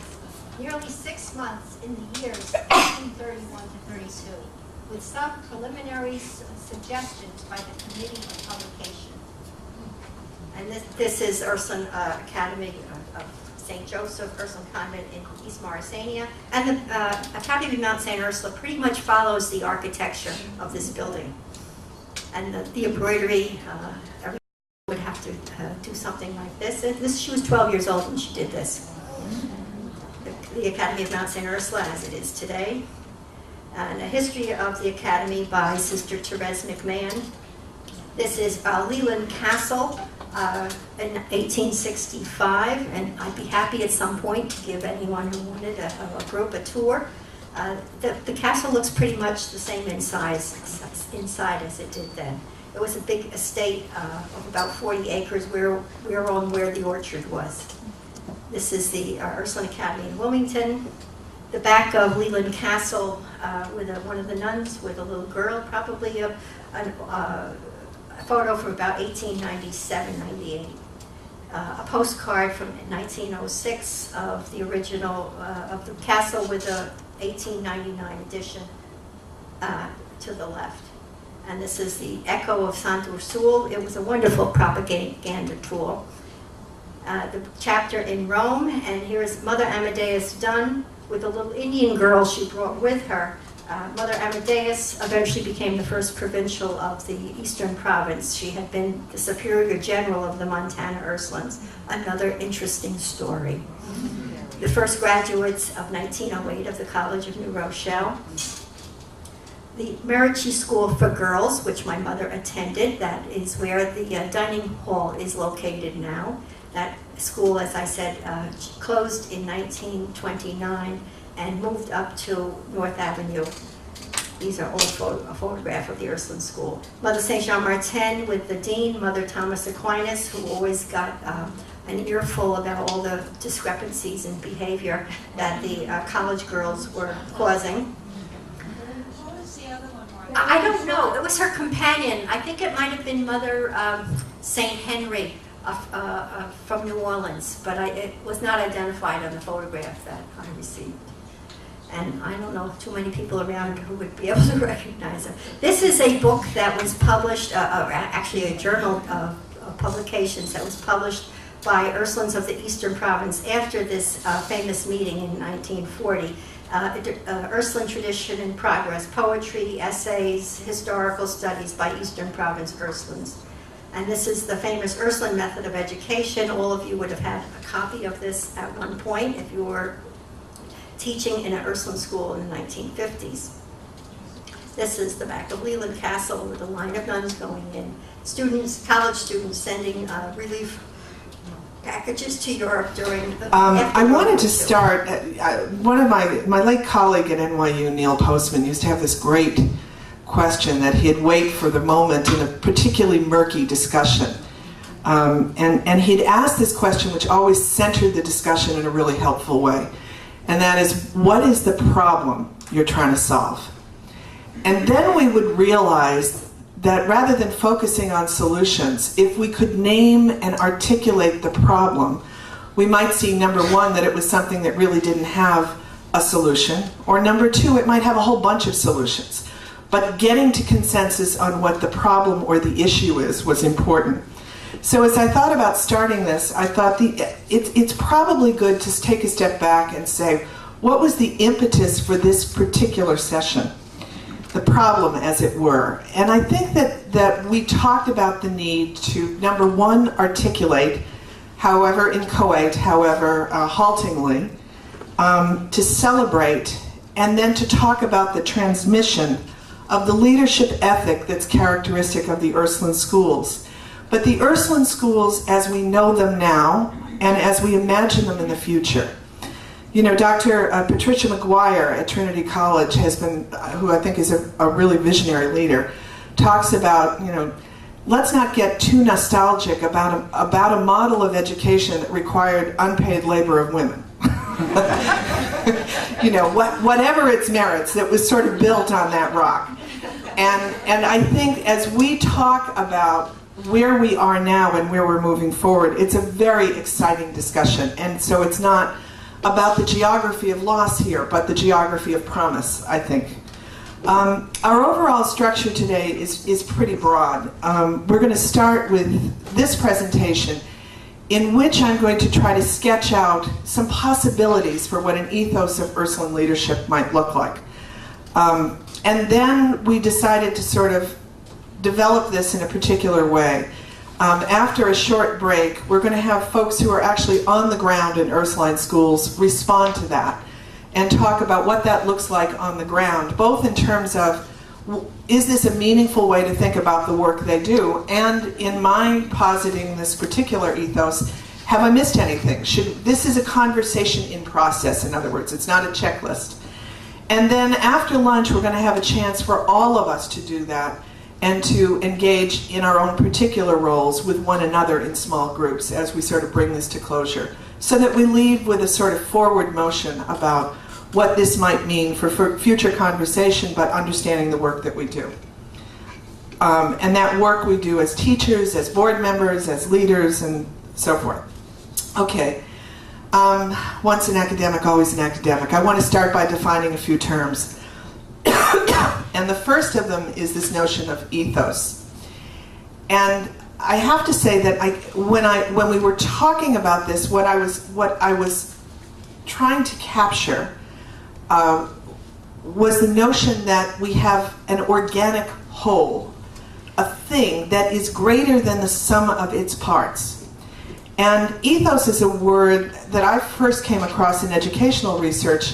A group of British researchers, Peter Mortimer and the Institute for Effective Education in Britain, were trying to understand what made a good school good. And one of the elements they came up with was this notion that above and beyond good teachers and students and practices and so forth, there was this thing they called an ethos that was sort of the sum of the whole.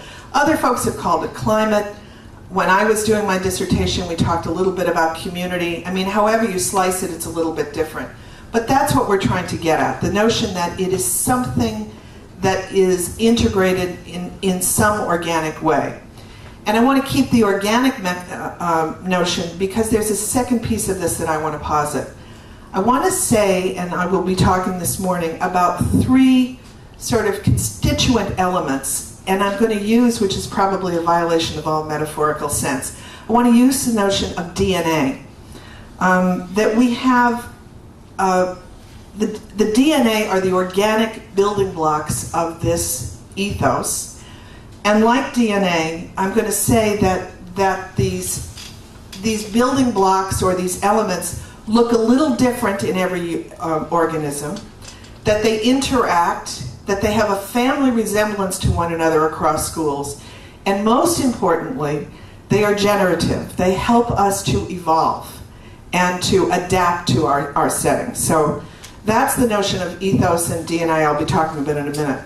The second thing I want to do is just sort of lay out the way I think about leadership, and this is the field that I've been in, and so in some ways I will try not to be too professorish, but you know, the field of educational administration and educational leadership and organizational studies has really evolved over the past 25, 30 years. And if you go back in the textbooks, what you really see initially is a focus on leaders, on the people who are leading. And so there are a lot of studies about what traits are the best in leaders, and how do we identify the best leaders and the folks that need to be prepared for this. What are the things leaders do, inbox, outbox, simulations, all that kind of stuff. And it's absolutely true that within our organizations, we need to understand and appreciate that there are individuals with what we call positional authority. The principal, the president, board members, teachers, that have particular responsibilities and things that they need to worry about on a day-to-day basis. So I don't mean to minimize that aspect of leadership. But the more contemporary way of thinking about leadership in organizations and in schools particularly, and I'm sure this isn't new to many of you, is this notion of leadership as a distributed entity. And distributed leadership, as it's espoused by Jim Spillane and others of Northwestern, talks about the qualities of leadership that are stretched across the organization, that are distributed across individuals who then enact that leadership ethos in many different roles. So that means leadership, while it has a particular meaning for people in those positional roles, is also something that is the responsibility or involves the work of teachers, of board members, of all kinds of folks who are involved in the organizational purposes.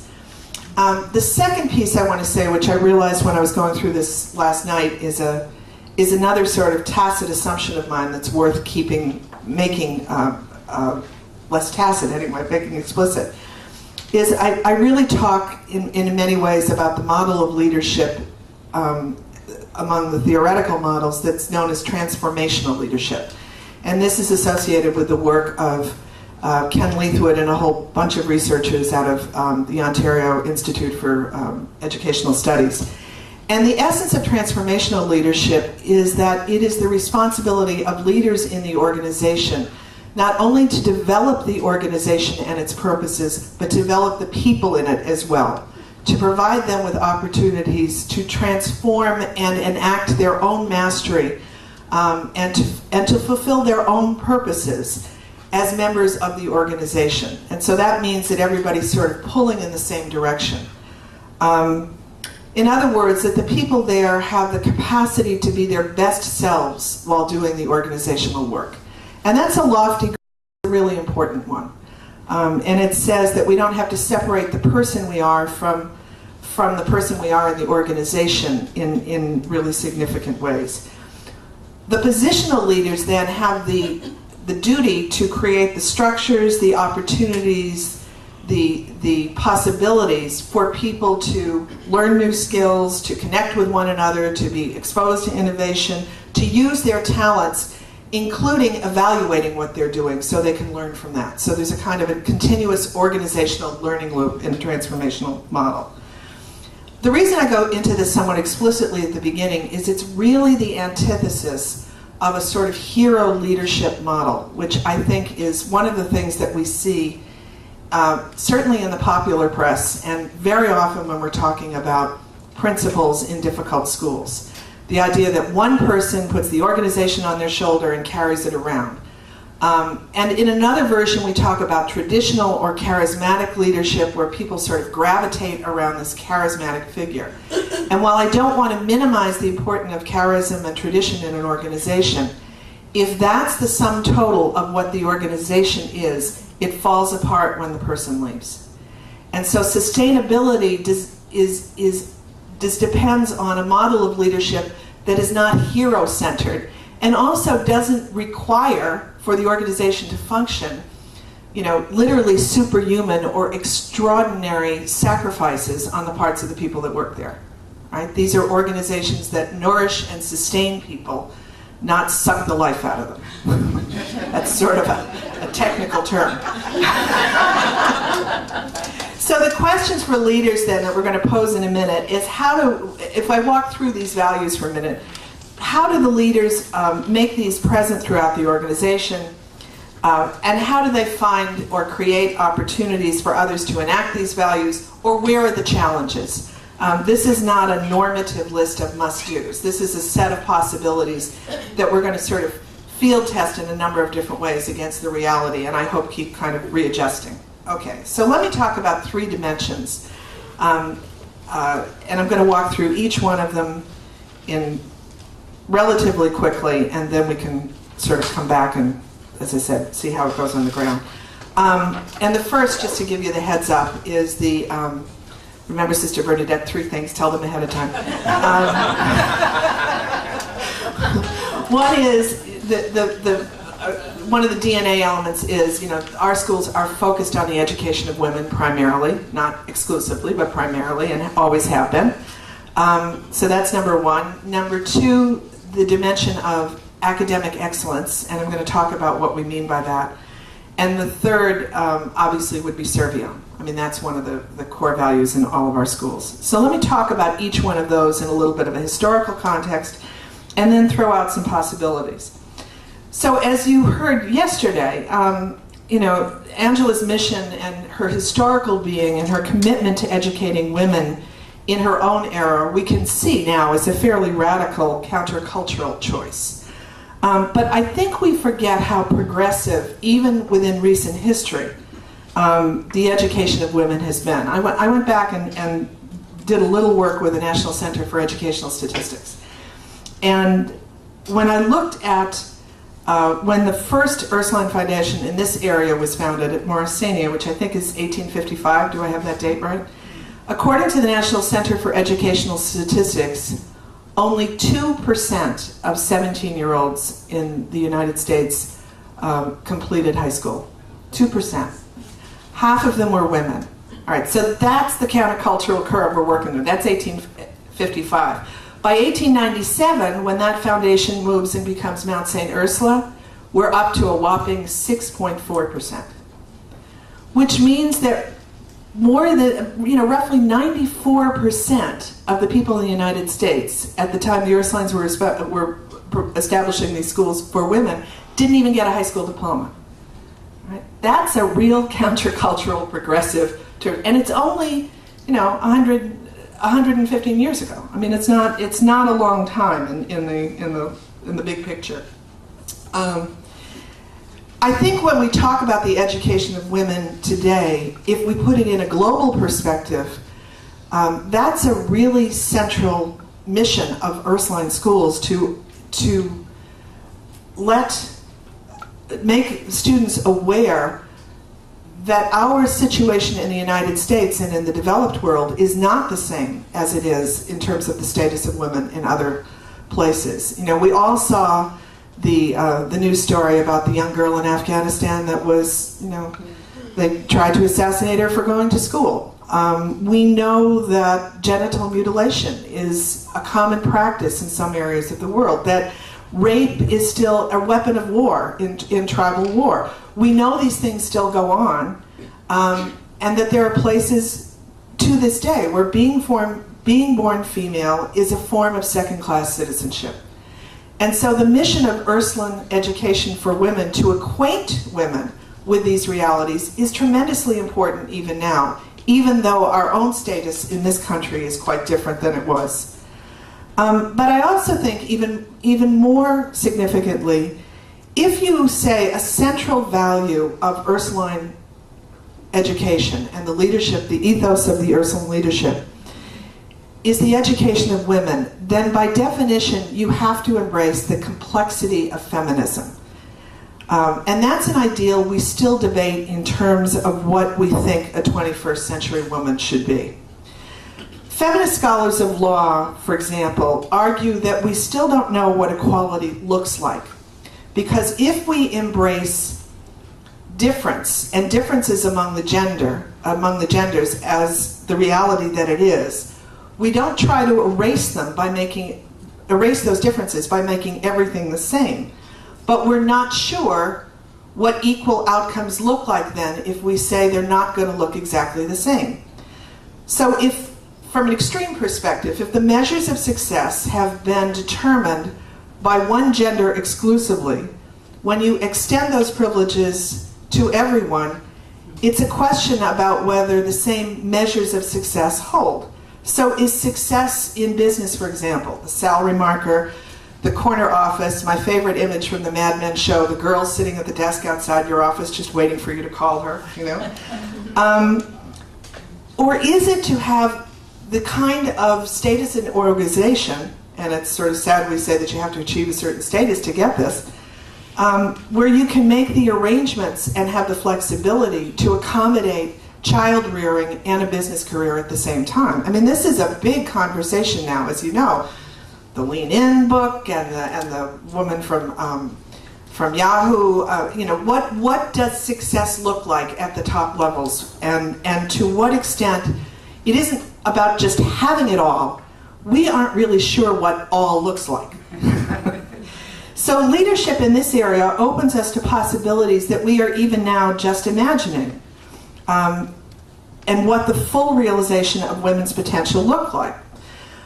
We know we can mark some things in the last 25, 30 years which certainly have changed. I can remember at my own graduation, the graduation speaker, who was the principal of a boys' school, told us that he was so happy when we married his boys because we were there at 5 o'clock to have the dinner ready when they came home. And I have to tell you, in 1974, that still didn't sound quite right, you know? My brothers still laugh about what my face looked like listening to that. But I've also spoken in other forums, and Sister Ann Peterson knows this. When I was at Ursuline, there was a conscious decision made to change us from the white dresses to the academic gown. Now, that doesn't mean you can be a feminist and wear a white gown. I don't mean to say it's one or the other. But that decision at that moment in time had real significance for saying what the education of women meant and what our prospects and futures were. And it was a very visible, important symbol that was quite controversial at the time, as I recall. It was a decision made for one class, and then the next class went ballistic. I think we also have to look at our schools in the last 25 years and say, boy, what Title IX has done. I mean, when I was in high school, we didn't think about sports as anything but recreation. And we didn't do very much of that. We didn't have gyms in most of the schools. And now a commitment to the full athletic development of girls is not just good for their health, but also a real path to higher education for many women who are getting those kinds of scholarships as a result of that legislation. So figuring out what that potential and what that realization looks like, we can talk about some of the markers we've had along the way, but I name it as an open question because I think it's one of those things that it's inherently messy, it will always be messy, and I think it will always be evolving. That is, what is educating women to the full potential mean, and what does it look like in the society in which we find ourselves and the society that we want to build? Okay, the second dimension I want to talk about here is this notion of academic excellence. And I think we all agree that the Ursuline schools have been committed to that ideal from their founding. But I'd like to suggest that our notions of excellence have been historically defined in terms of cultural norms at various points in history too. Pardon my Marco Rubio moment there while I just had a little water. Our vision of what intelligence was, and I'll just use the 20th century lens, was very unidimensional. The notion of intellect was seen more or less as a fixed set of abilities. You got an IQ score, that measures it, that could be accurately measured at a point in time. Empowered by that notion, education was designed to identify and maximize the potential of each stratum of the intelligence distribution. So we really had this notion of a bell curve, some people at the top and some people at the bottom. And historians like David Hayek at Stanford talk about this as a kind of a perfect storm. You had the rise of psychometrics as a science in the beginning part of the 20th century. You had the massive mobilization of troops in the First World War that had to be sort of stratified into groups where they could sort of productively contribute to the war effort. All of that technology that's developed in some ways and refined under the military movement is then transferred to urban schools where you have masses of immigrants coming in that are creating problems for how we educate kids in cities, especially if that immigrant population has limited English skills. And so we end up with a widespread use, and historians would argue misuse, of tests for classification and tracking into vocational education. It's based on the notion that you really can test somebody at one point in time and figure out how smart they are and put a marker on it. Now, I think we're probably not quite at that point in this moment, but we still have vestiges of that. I keep going back to when we were in grammar school. We had the SRA boxes. Does anybody remember that? Yeah. And I was always confused because you'd get to the aqua, which was the top in first grade, and then in the second grade, aqua was someplace in the middle. And aqua is sort of having ontological status for how smart you were was something that I worried about. But quite seriously, if that's the view you have, that you sort of fix in a moment in time how smart somebody is, and that's the way people talked about it, what are their gifts, then if you're talking about academic excellence, you say, well, we want the best and we want the brightest, and we seek them out, and that's who we select, and that's what that's what excellence means. Now, I want to bracket here, because I have to say it, but it's not going to be a main point, but just over here, I have to say, we also know that those IQ scores and income distribution are, highly correlated. And there are a couple of reasons for that, which you could probably tell me as well. One is that with greater wealth comes the opportunities for people to have greater language interaction, more parental time to spend with them around language and symbolic activity, the opportunity, as we talk about it today, for more and more enrichment activities that may involve family resources and so forth. We also know if we take something like the SAT score, that wealth is highly correlated with your ability to hire tutors. So, there are lots of ways to gain that. But let's just presume that we're going to stay with this notion of the unitary intelligence measured by a fix in time. Well, the short version of the story is we really don't think about intelligence that way anymore. And so I want to suggest there are three ideas that really counter that are pretty firmly established in contemporary science. The first that you probably all know is that intelligence has multiple dimensions, and that the tests that we talk about really only captured sort of, at the best, sort of symbolic and logical kinds of thinking. Howard Gardner, he started out with 4 multiple intelligences, and then he went to 7, and I think he's up to 9. But he basically is one of the theorists that talks about there are different ways of knowing, different logics, different ways of connecting information, each of which is its own intelligence, and that we all have all of them in some degree. I mean, I don't know how Placido Domingo would do on an SAT score, but I can tell you his musical intelligence is far beyond mine. Because not just because he's a good performer, he's a conductor, he thinks in complicated ways about music. So we accept that now, that there are lots of different ways of knowing, and that one score couldn't possibly capture that. But I think there's another piece of this that's really important, and that is that the new science of learning, John Bransford and his colleagues at Vanderbilt talk about the fact that the cognitive science of learning that comes from neuroscience and brain studies establishes that we really learn some things in a context, and the name of the game is not learning more stuff, like the Encyclopedia Britannica model of intelligence, but being able to transfer what we know into other contexts. That it's about scaffolding a cognitive structure that then has generativity so that one can take that information, take it into another context.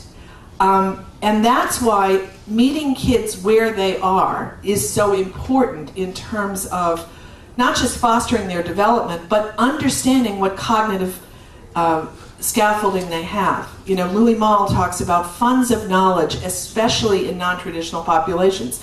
They know stuff, it's just not the same stuff that's being taught in schools. And so part of the job is to figure out what is it that people know and how do they scaffold that into and transfer it into another setting. And so, you know, we see sort of simple things where people say, if I can take kids down to the Hudson River or the Hutchinson River or New York Harbor, and they really get that ecosystem, if they really understand the basic processes, that's how they understand oceans all over the world, because it's all connected. And I think even more so, you know, one of the examples that I had here was there was a question on the analytic GRE when they were first developing it, and it was basically about thinking in multiple steps of logic that required you to make sort of cognitive leaps to get to the answer.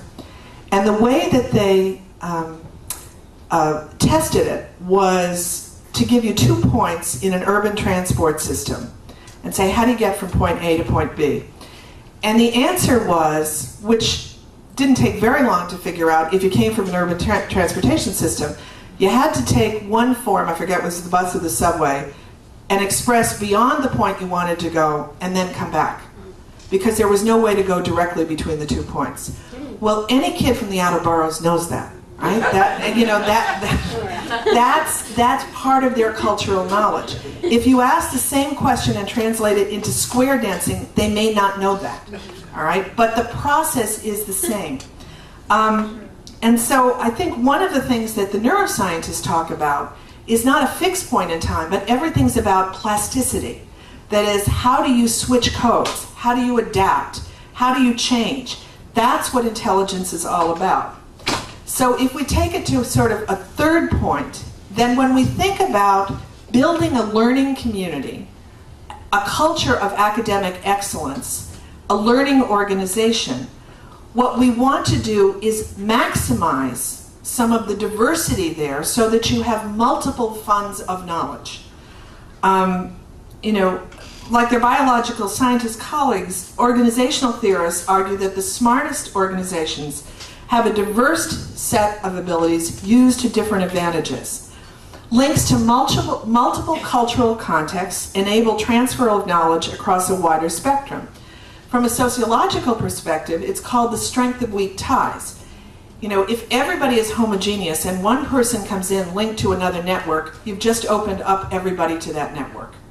And it becomes extremely valuable to the collective knowledge base. You know, from an evolutionary perspective, it is often the recessive gene that saves your life, right? Not the dominant.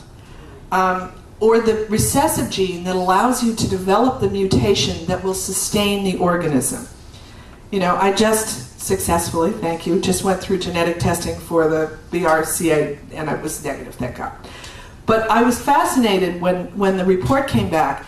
They were the most interested in people who exhibited the gene and families that exhibited the gene mutation and had never had anybody be sick. That's where the scientists are looking now. That's the question they have. It's what's going on there that's different. How can we learn from that? And by the way, it's the only thing Myriad would pay for if you weren't covered by insurance. So the diversity of abilities within the student body, as well as the cultural knowledge embodied in the faculty and student body, is seen as an evolutionary asset rather than a handicap, and it's a way of thinking about a learning community of multiple intelligences that I would say constitutes excellence. I think the implications for leadership are enormous. I think it means within the organization creating learning opportunities for all, understanding the importance and richness of diversity as well as its challenges, as an intellectual advantage for the community, thinking about different ways that we embody academic success, some that are very consonant with the culture and some that may challenge it. One kind of student going to one kind of college may not actually represent excellence. But I think that's a subject for conversation, not a subject for sort of proclamation. But I think it pushes the question. When we say we are preparing students for excellence, what does the larger social polity need? How can we have the most influence? What dimensions of excellence and success are important to our Ursuline community? The Jesuits advertise at Holy Cross the percentage, and it's huge, of kids that graduate from that class, every class that applied to the Jesuit Volunteer Corps. Now, I would argue that some of them didn't learn volunteerism only at Holy Cross, that some of them came from Ursuline and other places where that was a value, but that's an interesting measure of success. That we graduate kids that give back as the first thing they do. That go off to Alaska. I have a cousin that has a kid in Alaska for the second year. And he said, I think it's time for her to come back to the real world. I said, I think she is in the real world. It's just a different real world than the one we all live in, Okay, so the third dimension is serviam. And the ethic of service is a key value in Ursuline schools. And I think we talk, in lots of different ways about the ways that schools represent opportunities to teach and embody this value. And it's probably the one that I would argue is at the surface in most of the places that people could name as the Ursuline thing. It's on the ring, it's on the banner, it's one of the things that we really pride ourselves. And I want to suggest a couple of different ways to think about it. The most common way is this vertical service. That is, those who have being served by those who have not. And there's an economic dimension to this, with obviously more affluent people having the opportunity to have more people serve them. And I think Ursuline schools, in their long history, should be credited for turning that on its head. That even among the relatively privileged, schools have always taken upon themselves to give our students opportunities to serve others and to understand what it means to serve those who have the least. So students in most of our schools become directly aware of the needs in their own communities and in others in new ways. Service in a local schools, soup kitchen, trips to Appalachia that were certainly common when I was in school, were all ways of opening people up to an ethic that I think in some cases really transferred into the rest of their lives. And I think increasingly the work in our Ursuline schools has embraced this global perspective as well, so that we understand what it means to do the work of social justice around the globe and what those profound needs are. And that's unfortunately, it's a never-ending agenda of things to learn and to understand and to try to take action around. Obviously, leaders do a great deal to support and make visible these activities as priorities. And I also think in this case, the work that the College of New Rochelle has done over the years through the people that it's given honorary degrees to. I mean, how many years ago did the Peace Women from Northern Ireland get recognized in this country because they got honorary degrees here? And not just Mother Teresa, but all kinds of activists that find their ways into our understanding primarily through the direct action of Ursuline schools. And I also think, I remember, I was very fortunate, as so many people in this room were, to call Sister Dorothy Ann a friend and a mentor and a teacher. And I remember her telling me about the work that she did when she was director of admissions here in the 60s to reach out to women in this community of color who were not thinking of CNR as a possibility, and all the work that she did quietly behind the scenes to make it possible for them to be successful here, even within the traditional structure, before the College of New Resources, but even within the traditional structure of CNR. I mean, that's the kind of action that we associate with Serviam and understanding those sorts of priorities. I also want to suggest that there's a horizontal dimension of service. that we also serve one another as equals. And that service is part of our obligation as Ursuline educators. We can think about this locally within a school or in terms of being a broader network of schools that share our characteristics. I think that's really at the heart of what we're trying to do today through this conference. And that is, build on the networks of Ursuline educators and that are already in place, but to broaden those and say, we're here to serve one another. We're here to learn from one another. Another sidebar. When I did my dissertation with Tony Brike at Chicago on the school as community, I never let anybody tell you that they go back and read something they wrote 25 years and they think it's brilliant. You say, oh my God, how could I thought that? But it's sort of infused with this very romantic notion of school as community and as an organization. We talked about an organization with clear and coherent values, a common agenda of activities where people knew one another and developed shared understandings about the common work of the organization. And a notion of the teacher's role, and I think the word we used was extended, where it extended beyond the classroom and did all kinds of things in terms of extracurricular service activity and oversight of other functions in the schools. And I think when I go back to that 30 years later, I realize that kind of notion of horizontal service and of community can also be really hard. It's a hard thing. It takes time. But it also can be wearing. It needs juice. It needs sustenances. It can be rewarding and sustaining, but it can also take on its own kind of heroism that, to the extreme, and I say only to the extreme, can be dysfunctional to the organization as well as to the individual. And so in that sense, when we talk about horizontal services, the wonderful piece of being connected and serving one another and the tremendous responsibilities that can incur, it really is kind of like being in a family, it's the good and the hard part of it as well, where you're connected and that's wonderful, but you're connected and that's hard sometimes. Maybe just my family. So in particular, I think the horizontal notions of service require the development, and this is where I'm probably the fuzziest, but I think it's the place that I'll be interested to hear what people say. The development within schools of awareness of others, a willingness to engage them in their complexity, and we are becoming increasingly complex and diverse culturally organizations. We commit to mindfulness, to empathy, and to engagement. And each one of those things, mindfulness, empathy, and engagement, is a demand and a reward all in and of itself. Leading an organization where we serve one another means creating a safe and respectful space that does not look for homogeneity or sameness among its members, but rather a commitment to developing all human potential.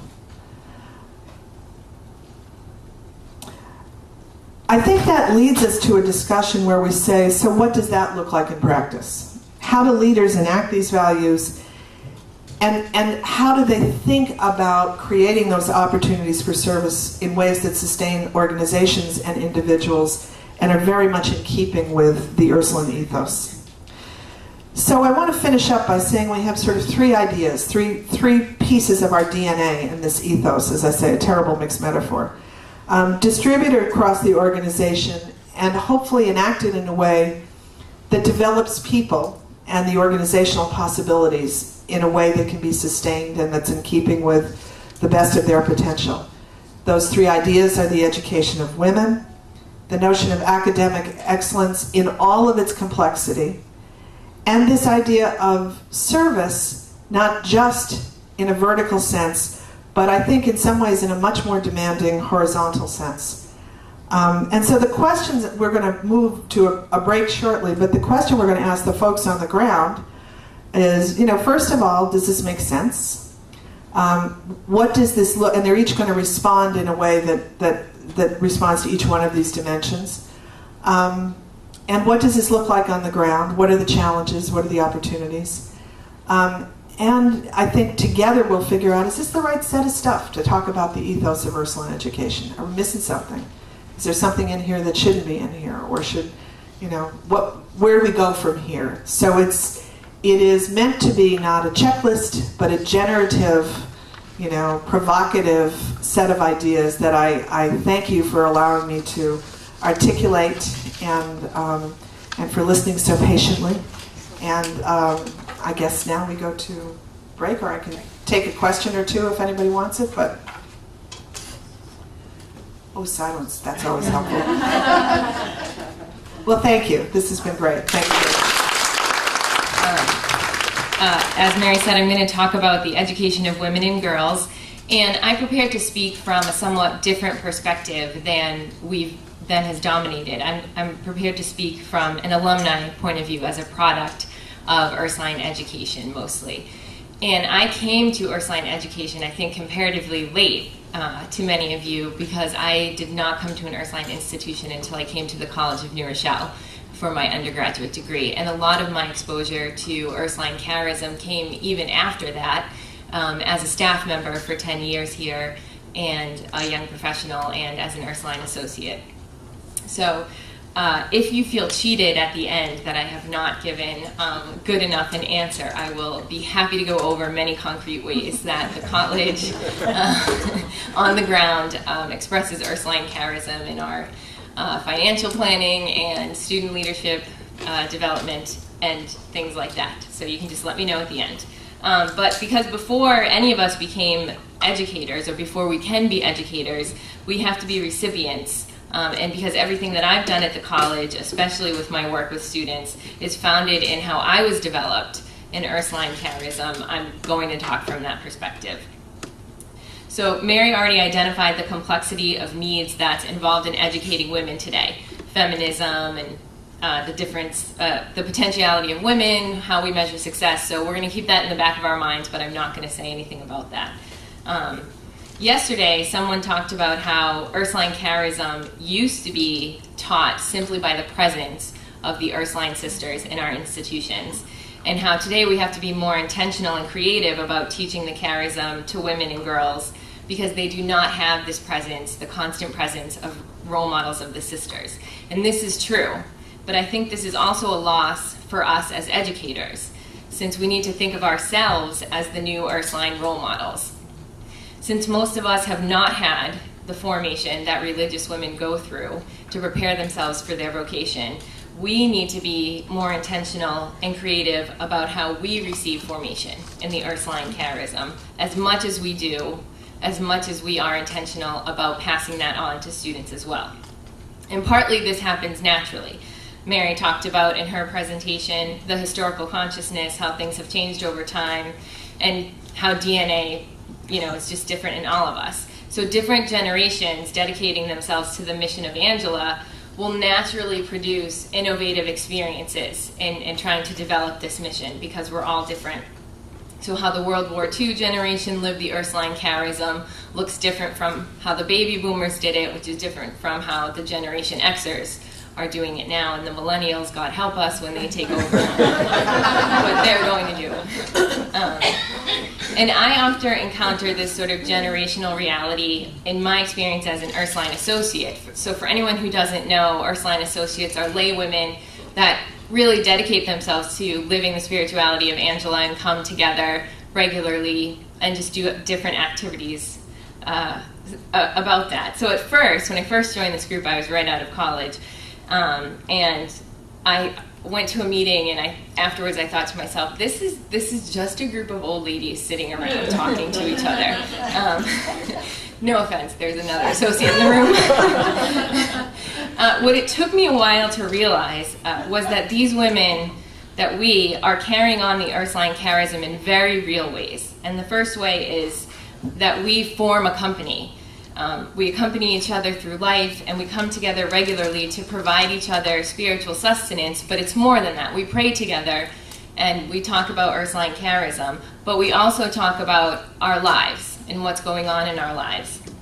And not until I went through my own life crisis could I understand why that is important. So particularly for lay women who are most of the time out there living their lives as mothers, daughters, wives, retired women, professionals, having that place to go back to it was very important for me in particular. The second way is that we are explicit about dedicating our lives to Angela, but just in different ways, as I just said, as mothers and wives. And this kind of sorry, got a little off track. So this kind of connection and community that we have as Ursuline associates, I think it naturally arises among coworkers at institutions, particularly institutions like ours, where we purposely have a shared vision and a shared mission. It's probably, our conversations at work probably aren't centered on what Angela would want for our lives, but it can be. These companies exist already in our institutions, and I would suggest that this is one of the ways that we serve each other horizontally, as Mary suggested. And we can be more intentional about things like that. Spirituality, being dedicated to Angela's spirituality, for me, spirituality is just the way that you live your life. I think that's a fairly common Christian concept. Spirituality is how you go interact with the world. And as associates, we're guided by liaisons, Ursuline sisters, and probably the best example for me of Ursuline spirituality has been one of these sisters who's been a liaison to our group. And I think in two very specific ways, I have wanted to exemplify that, particularly in my professional life. And one is in her very simple prayerfulness and peacefulness about everything.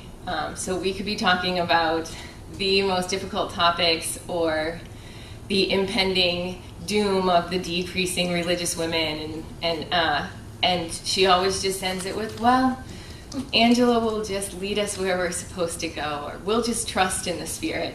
And she genuinely means that Angela will lead our lives to where it's supposed to go. And she gave me the best advice, I think, that I ever received in my own vocational life, sort of developing as a young woman, and that I see as my mission to pass on as an educator within the Ursuline tradition. And I was at a point in my life where I just kind of felt completely lost. What career am I supposed to be in? Why is everyone telling me I should be married and have children? Stuff like that. And I went to her for advice, and everyone else I'd gone to for advice had very specific advice to give me. And this sister said, all that Angela really wants for us is that we live our lives freely, able to choose any path. And it infuriated me that she would say something so obtuse when I needed advice. But she was right. She was right. And for me, that's at the heart of living out the Ursuline charism and passing on the Ursuline charism to our students. We must embody that ourselves and somehow instill that within our students, that what Angela would want for our lives is that we live them freely.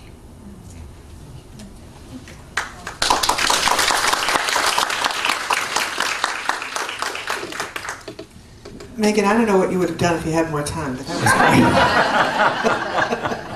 was great. You did just fine. Turning to academic excellence, Dr. Humphreys, why don't you start us off, and then we'll go to Kathy Lloyd. I come out of this from a very different angle because, as you heard, my experience teaching has been with students who are in elementary school and special education. I've never taught on the high school level. I seem to have skipped that, and I went to the college and graduate school teaching level. So it's a different piece for me when we've been sitting here talking about Ursuline education and Ursuline schools. I'm on the board for an Ursuline school, I am an Ursuline, and I am an educator, but I'm doing it in a different arena. So I'm coming out of that perspective as I'm talking. When I think of the words academic excellence, I think of the fact that we always judge that by what the grades are that the student is achieving. If it's a 95 and above, I think about honors assemblies that we go to where we have to get to the minute little point. Was it 95.5? Was it 95.6? And work with that. And being that my work has been with a lot of students who are technically at risk or who are struggling learners, they're never those students who are receiving those academic excellence pins. They're not getting those honor certificates. Some of my work has been with students with autism and Down syndrome. We're not even teaching them how to read. We're teaching them how to have social skills and how to be able to function in life. So it's been a very different piece for me. But what I have noticed with the whole piece when Mary was speaking about academic excellence is that we are working very much out of an evolutionary universe here. Things are constantly changing. Our view about academics are changing. Our view about excellence is changing. Our view about intelligence is changing.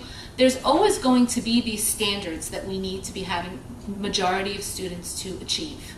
The whole emphasis now in education on the Common Core standards, which I think educators want to tear their hair out because we're struggling with how are we going to do that. These are standards that we want people to be achieving in society, but I think what we have to do as Ursuline educators is really look at how are we maximizing the efforts of those students to get to that level. What is happening in that process? 3 things hit me as we were speaking today: change, relationship, and process. So much of my dissertation work was on the process of learning. I took students' questions. You have to remember they were 10 years old.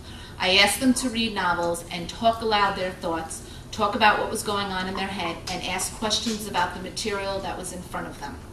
And then I also asked them how they viewed themselves as learners, how they viewed themselves as readers, how they saw themselves within a learning community. They were 10. They had from some very good input about it. They understood very much that in order for them to learn, they had to be involved. That's where the relationship piece came. They had to engage with the text. I have a degree in reading. I do a lot of work with reading. Within reading now, especially in the elementary school, we're working on having students make connections. I think we all do that. We're wanting students to make connections to what they're learning, what they're working with. In the elementary schools, you do a whole piece on making connections to self, text to self. What is the material that you're connecting to yourself? As you're reading this story about the dog that went out to the fire department and saved somebody from the fire, what connection are you having to that? What experience is going on with you? Then there's also the text-to-text self or the text-to-media self. What other experience have you read about that's similar to this? What TV show have you seen that's similar to this to make the connection? Okay, then we also do a whole piece where we're asking them to do the text-to-world. Where is this in the world that it has gone on? And I think that plays a part into, too, what we were talking about, the whole aspect of women. That in the United States, women are able to get an education in most places, but that's not around the world.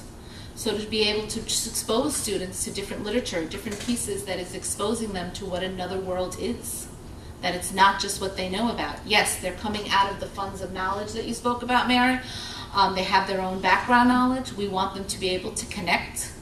In reader response theory, we're asking students to be able to build upon what they themselves know and connect it to what is in front of them. There is a theory by a woman by the name of Louisa Rosenblatt, which asks students to look at things either aesthetically or efferently. And through the efferent stance, we're asking students to be able to take out facts and take out information and be able to have a list of things that they have learned from that material. We have to do that in school. We have to make sure that they got a certain amount of facts. But then we also want to do, especially as Ursuline educators, we want to do the aesthetic piece, where we want them to be able to connect, where we want them to see the beauty of the words, the beauty of the language. What is the experience they had when they were interacting with that? Where was the learning going on with them? That it didn't necessarily mean that you came out with a list of facts or a list of information. What was the process that was happening for you? Right now in schools, this was mentioned by Mary, we're teaching them stuff that maybe they're not going to need necessarily anymore. We don't know what the world's going to look like 5, 10, 15 years from now. Right now, as we're sitting here, our computers are aging. Our phones are aging. We're going to leave here on Saturday morning and our phones are like out of date, you know? I mean, it's moving so rapidly. It's moving so quickly. And what is happening with that in terms of that? What is the important pieces that we want students to get out of learning? When this technology is coming in, what is the piece that we want them to be able to learn? Maybe we don't need to look at the product of learning. Maybe we need to look at the process of learning. Maybe we need to see how have they grown as learners. Maybe some of our award ceremonies or certificates need to be, where have they grown? You do a lot of work now in reading, especially in the elementary school where we're doing a lot of data collecting. We mentioned the SRA kits. Now they do these things where they're called running records. At the beginning of the year, the student is given something to read out loud in elementary school, and we give them a grade point level of what they're reading at. It's usually, and then by the end of the year, we want to see, did they improve in their reading ability? But what we need to look at too is, what is the process that they have done that? How have they learned to go through that? I keep thinking of a wave in terms of the ocean, because we here have identified Ursuline characteristics of education. We spoke about 3 today. We spoke about Servium, academic excellence, the women. Through UES and through NOWS and different pieces in our schools, we have other characteristics too that are listed. And I keep thinking of a wave. It goes back into the water to gather its information, to gather its nutrients, and then it ebbs out. It goes right out, it flows out onto the beach. Some of the water is left onto the beach, but some of the water goes back in. And I keep thinking that's what we need to do with our education. We need to give them a piece of information to go out, to bring out to the larger world. But then it needs to go back inside into what Cabrini spoke about yesterday, of that active listening, of going back inside to those core values. We have to be teaching in a different way, but we want to be teaching those same values. We want it to be touching in to what makes us able to function as Ursuline educators, as people who are exploring our charism. It's all about, where is the connection? Where is the relationship? Where is the process? It's going to be different when 10 years from now, there's going to be maybe some of us sitting in this room discussing Ursuline education. Maybe there's going to be different people sitting in. There will be similarities, but there will be differences. And that's a good thing. It's not necessarily a bad thing that there's going to be differences and there's going to be diversity. We can get nervous about it because we don't know what it's going to look like, but it's going to be okay. Ursuline education is different than 40 years ago.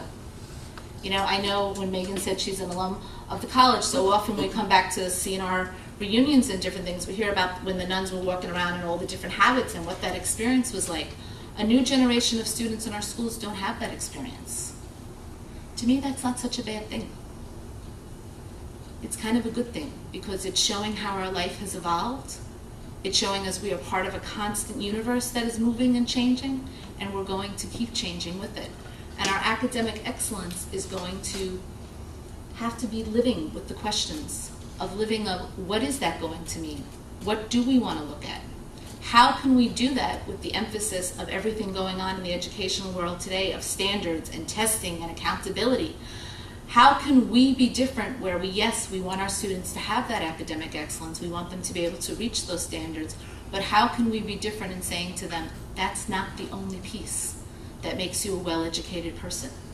Just because you're able to check off that you passed that test or you achieved that standard, that doesn't mean that you are necessarily an educated person. What else is needed in our educational piece? Where are we going to ask people to get into their learning in a deeper mode? What are we looking at? I want to show a quote for a minute. Just turn this off. It's on. It's on. Hold on.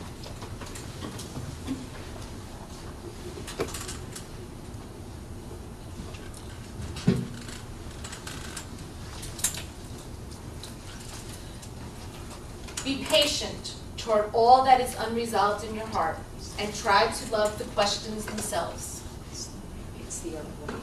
Oh, it's not. It's the far right. The far right. This one? Yes. There we go. Be patient toward all that is unresolved in your heart, and try to love the questions themselves. Do not seek the answers, which cannot be given you because you would not be able to live them. And the point is to live everything. Live the questions. I think that's what we have to do as educators and as people who are embarking to work with our future generation of women leaders. Some of us are working in co-ed schools with our future men.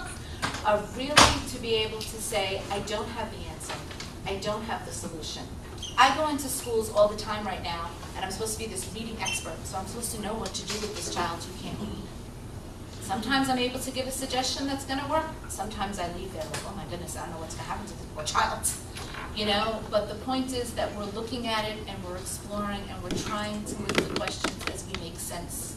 In our world today where there's a lot of chaos, where there's a lot of corruptness, but we're trying to live out the questions of what is going to make a person human, and what is going to make a person want to keep living out Angela's words of esteeming one another, helping one another, listening to one another.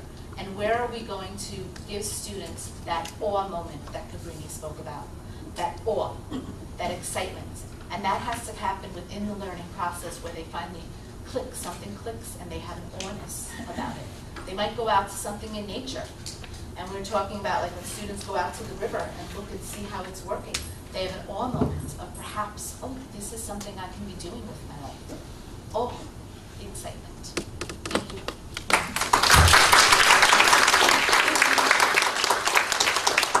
Jeannie, that's terrific. Thank you.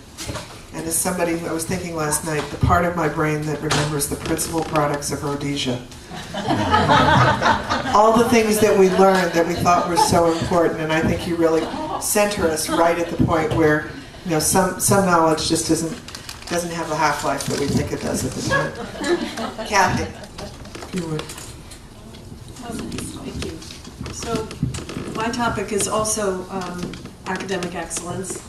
And when I think of academic excellence, it's an extremely simple phrase. It's just 2 words. And it's words that we use over and over and over again. And we make decisions related to it every single day. But when you sit and think, especially when you're preparing to talk about it, you really discover the complexity of it. The first in my mind is a fundamental question: who do we serve? If we are to have academic excellence in our schools, do we only take those who have scored a certain percentage or percentile on the admissions test? Many of us do. Does that make it easier for us, or is that truly what we should be doing? If we took students who scored lower, we worry that our school profile will not be as good looking, and that we will not be able to attract the brightest students in the future. We also would worry about what additional services those children might need that we're not currently serving. These are questions we have to ask ourselves. I remember having lunch with a young woman a couple of years ago. She was an alum, a very recent alum. She was looking for some career advice. And she said, "Mrs. Lloyd, I don't know if you know this or not, but I was not at the top of my class. I had to work really hard to get good grades. But the girls in my class who were really bright, they inspired me to work harder. I wanted to work harder in order to keep up with them." But sometimes those girls who are not at the top of our classes go on to do great things in this world. So how do we measure academic excellence? Is it test scores? Is it college acceptances? The amount of scholarship money our graduating seniors earn? Certainly these are indicators, and I'm pretty sure we all do consider them indicators. But it's much more than that. In the past, rote learning was the norm. The ability to memorize was paramount. You learned, and then you gave the information back on a test, which was the primary means of assessment. Now we look for more than that. We want creativity and critical thinking. In Bloom's taxonomy, remembering is at the bottom of the ladder, followed by understanding, applying, analyzing, evaluating, and creating. Creating is at the very top. That's the ultimate of what we're really after. These steps are difficult to assess, but far from impossible. We have rubrics now. We have project-based learning. We have different questioning strategies that we utilize. We have students do self-assessments and peer assessments. We have them write across the curriculum. I think I would have done a lot better if I was in school now. The strategies are endless. How about the arts? What is their impact on academic excellence? I read recently that research has shown that when young students perform music, they do better in math. Certainly the arts brings out creativity in our students, and if that's ultimately what we're after, then it certainly is important. Our lower school art teacher gave me a brochure just the other day that listed the many benefits of art education, and there were many. But the one that struck me was learning the ability to make decisions in the absence of rules. I loved that. We know the arts are important to academic excellence. How about athletics? Sometimes we worry that we have too much of that, but what does it contribute to academic excellence? Research says that through sports, athletes learn critical thinking, quick decision-making under pressure, along with many important team skills like collaboration, respect for opponents, and for the importance of respecting the referee's decision even when they made a call against you. Technology and globalization are two other factors that have increasingly influenced academic excellence.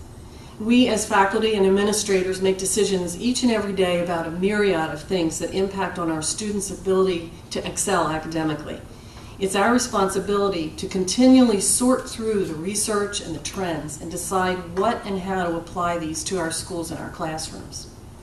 In Ursuline schools, though, I think we have an even bigger job. We have to weave into the curriculum the values we believe in. It's not enough to produce creative, critical thinkers. We want them to be ethical, to care about social justice and environmental sustainability. We want them to apply their creativity and their values to make the world a better place. This is perhaps the most difficult thing we do, and by far the most important. I want to end with a story about the same young woman I mentioned earlier. At that same lunch we had, she told me a story about her first summer out of high school. She got a summer job with a private country club as a lifeguard. When they hired her, they told her that her hourly wage would be $9.50, and she should not share that with anyone. They said, don't come whining back to us if you find out someone's making more, because we'll just fire you. Yes, this is a true story.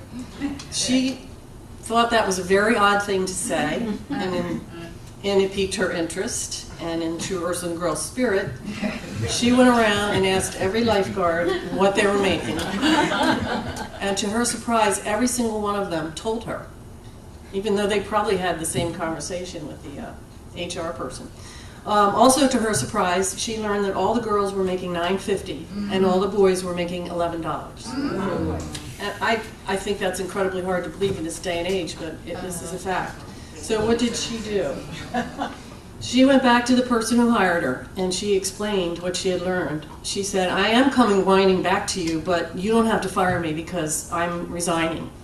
She handed him her envelope with her resignation letter, and she said, don't worry, I'm not going to file a discrimination lawsuit or anything like that. I just don't want to work in a place that would do this. And you should think about doing the right thing. And this was really difficult for her because she was putting herself through school. Her parents actually said, if you want to go to Ursuline, we'll pay for that, but we're not paying for that in college. So she had to put herself through college. So she had to move really quickly to find another job, which she did, and it was as a nanny with a family that came to that same pool. But the story doesn't end there. A week later, the country club called her back and offered her a supervisory position for $16 an hour. The story doesn't end there either. Although she was not making anything close to $16 an hour as the nanny, she turned the job down because she had already committed to this family to be their nanny. So, critical thinker, ethical, concerned about social justice, yes, she was all these things, and I would add courage to that. She did the right thing over and over again. And this is what we're after. So academic excellence, though very important, is only part of it. Or maybe you could say that she was able to do this in part through the academic excellence of the school.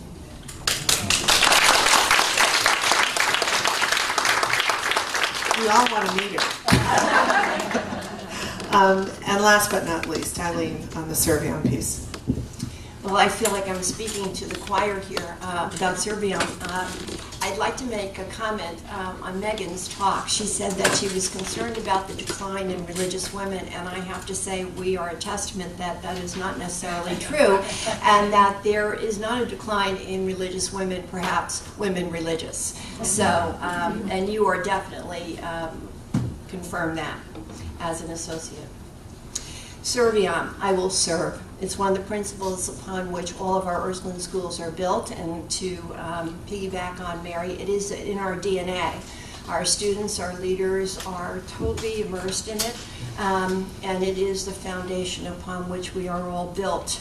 The typical definition of service is that those who have will minister to those who do not. We are told to whom much is given, much is expected, and these adages motivate us to do good works and to help the marginalized in our society. St. Angela said, think of yourselves as being servants and helpers with greater need of serving than others have of being served by you. Service has allowed students the opportunity to look beyond themselves and what they have or have not, and if only for a few hours, meet another where they are. Serviam is countercultural in our schools, where society values compensation, service is altruistic, elevating the vantage point and changing assumptions. Service brings classes together, and I don't mean socioeconomic classes, I mean grade levels. And it has recently brought our schools together in New Orleans in a collaborative outreach organized by UES, where students from many Ursuline schools help the people of New Orleans who are still in the process of rebuilding from Hurricane Katrina. It's an undeniable opportunity for students to make a difference in the lives of those in need. It's also an opportunity for Ursuline students to be served, to come away from the experience with a new appreciation of their own strengths. Some learn they can sheetrock and build a floor. Sometimes the rewards are even greater for the participants in that the individual and the group that have experienced the first-hand Ursuline Serviam. This will undoubtedly enrich the schools to which they return. And so for a minute, let's reflect on what service means within our schools. We all participate in soup kitchens, sponsor food drives, clothing drives, book drives, blood drives, Water for Africa fundraisers. We've volunteered endless hours as literacy volunteers in women's shelters and Habitat for Humanity, just to name some. We all can be very proud of our outreach to the communities and to individuals in need. There have been times I have felt our students are too splintered in their initiatives and their concern too great, their involvement too consuming, and then I realized this is an important piece. One needs to see the many faces of need and its diversity, and not to generalize, not to stereotype it. It oftentimes introduces young women to a philanthropic endeavor that they will commit a lifetime to. And that, I think, is what vertical serviam looks like. And Mary mentioned horizontal serviam, and when she first mentioned it, I thought that was unusual. I had to really think about what is horizontal serviam. And I think that is very much in evidence in our schools as well. You know, we talk about our students' differences, we talk about our faculty's differences, and we encourage them and applaud them. We strive to develop and encourage our students to celebrate their differences. Granted, our students are similar in many ways in that they have goals and approaching their goals may be different though. We allow for a diverse program of studies. Students can struggle in one area of study but be in an honors in another level, so they're not tracked. A dancer versus a techie in the performing arts, a student on a sizable financial aid and work study, and one whose parents pay full tuition in August. Our faculty and their gifts are diverse in the gifts they bring to teaching as well. They are autonomous to a large extent in their teaching, and we encourage experimentation of new methodologies. Sometimes that's difficult to support, especially to our parents. Some are able to serve beyond the classroom as well, acting as club moderators and mentors to students in various ways. Our faculty live serviam by tutoring students sometimes every day if a student finds a particular subject difficult or just a particular portion of the subject difficult. Our school community encourages the care of one another every day, but it's never more evident when there's a time of need. Faculty have helped their co-workers by covering classes without compensation, fixing dinner, helping a colleague out financially in a time of need, and that too is serviam in action. Administrators who do whatever it takes to get the job done, sometimes feeling like the life is being sucked out of them. And a board who serves without compensation are examples of serviam. Time, talent, and treasure are the new buzzwords in advancement, and I find myself using them as the president to many of our benefactors. But I think they're aptly suited for us as well. We're present these 3 days because we believe in what we do. We believe in what Ursuline leadership means, and we believe in the preservation of the Ursuline identity that so defines and separates us from other Catholic schools, never mind non-Catholic private schools.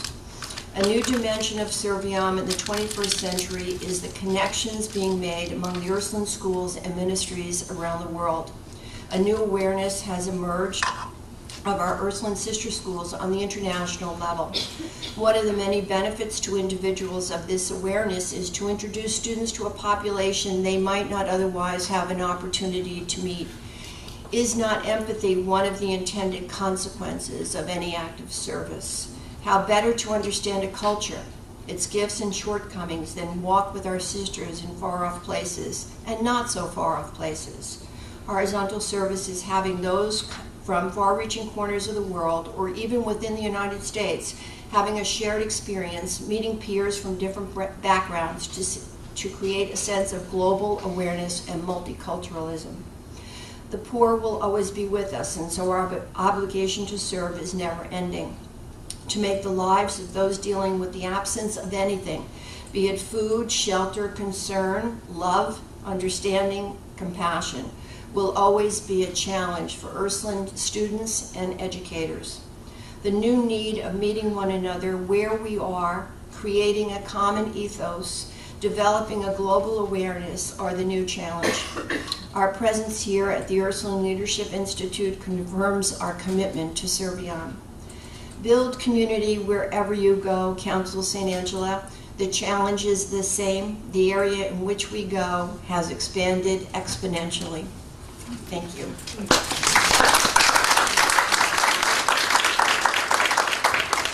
Jane, I told you this would be the best part. I just want to thank all of you, and I don't think we could have a better demonstration of what difference and excellence and commitment and service looks like than the people we have here. And they've spoken so eloquently. So my job here is really just to, I have one or two questions I want to throw out, but first I want to ask if there's anything that you want to do to respond to one another, because you've all done a wonderful job here. But any questions you want to ask of one another? I just have a comment. I think it's fascinating how differently we came at, the same subjects. Other comments? I guess I want to ask you, and you can speak within the topic that you chose to speak about, or any of them. So you're sort of lifting. I just want to throw out. We've talked a lot about the promise and the opportunities and the things that we want to celebrate. I guess I want to push a little harder on the challenges. What are some of the challenges you face around any of these three elements of Ursuline education? The things that present, and that doesn't mean that they're impossible, but there's something that, in the old phrase, they keep you up at night or they get you up in the morning. It's the things that keep you going on this. Around service, around definitions of excellence, around the issues of educating women.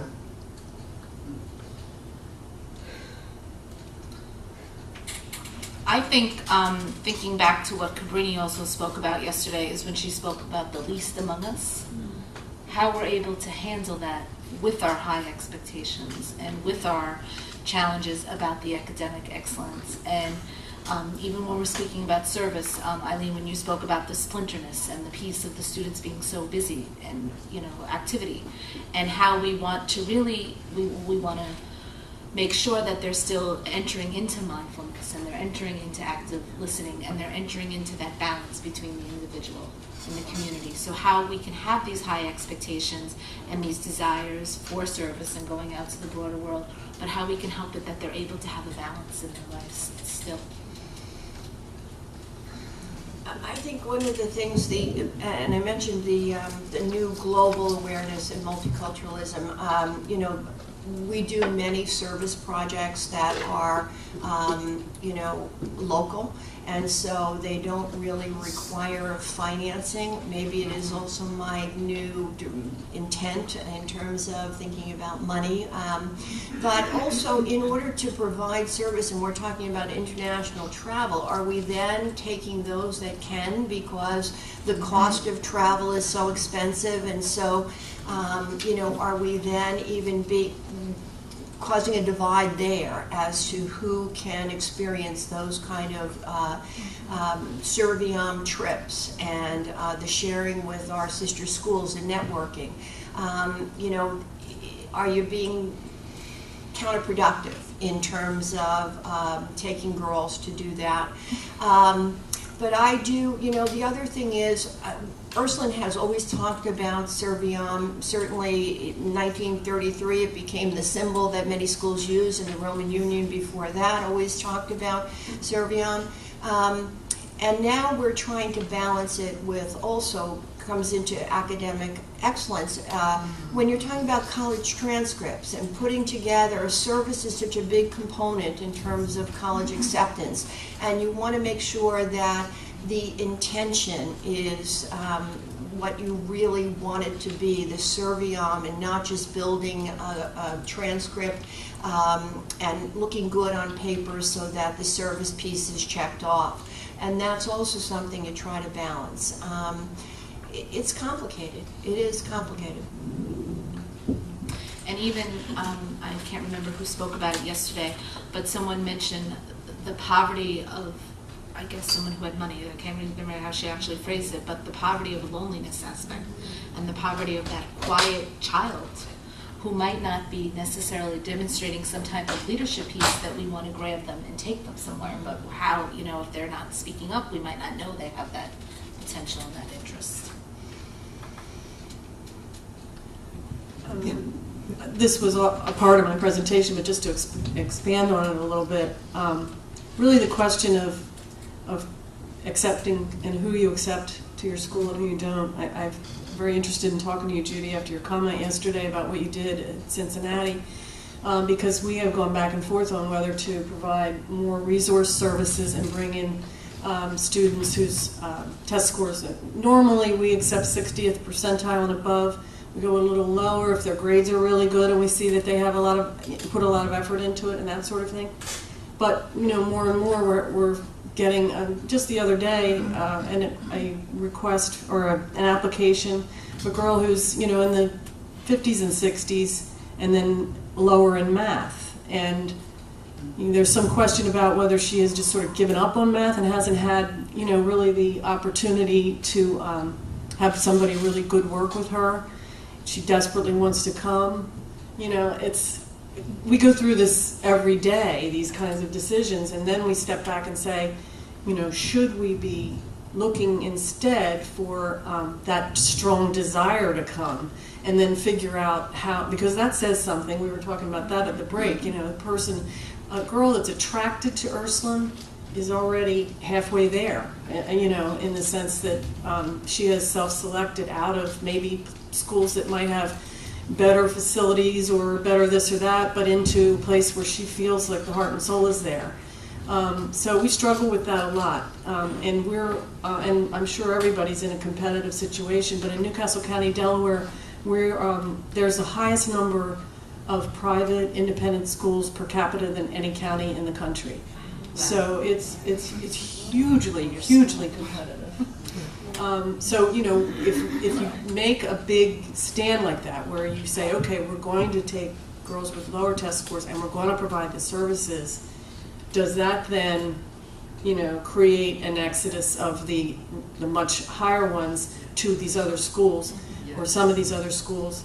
And then my story about Amanda telling me at lunch that they spurred me on, would that vacate? I mean, it's just all of that. Megan. In terms of educating women and service, I think that we have a ways to go in terms of educating women in a globalized world of our concept of service and what that means in a globalized world. particularly as Americans, because I think we're not necessarily yet connecting all of the dots between the affluence of America, its use globally, and how that then creates different situations where we send our to serve another population that perhaps is in that situation because of the use of American money. So I think there's just a really long way to go in developing our concept of service and how we sell it to students. And I think often, as I'm sure everybody else does, of Angela's words, that you have more need to serve others than they have to serve you. And in the work that I did at Union Theological Seminary, we talk a lot less about service and a lot more about the responsibility of Americans to the globalized world. We have a couple of hands out here. I want to ask one more question before we sort of throw it open. And Megan, you spoke to this in a really unique way. But one of the questions I have, and I'm finding this such a rich discussion because these real world examples really put the flesh on the bones. One of the questions that I think we're struggling with is how does one, inculcates the wrong word, how does one live, model, sort of breathe these values in a way that helps you build, I loved your image of the company, that you build a company, not just of women in our schools, but a company that really is the living, breathing model in that location of what these values look like. If I were putting on my sociologist hat, I'd say it's a workforce development question. But, and it is in part. I mean, you have to attract people who are going to be part of this mission with you, and often without the incentives that they have with other opportunities. So it's both what do you do on the ground and how do you get people to want to be part of that across all these different venues, because I think they're all sort of equally Ursuline.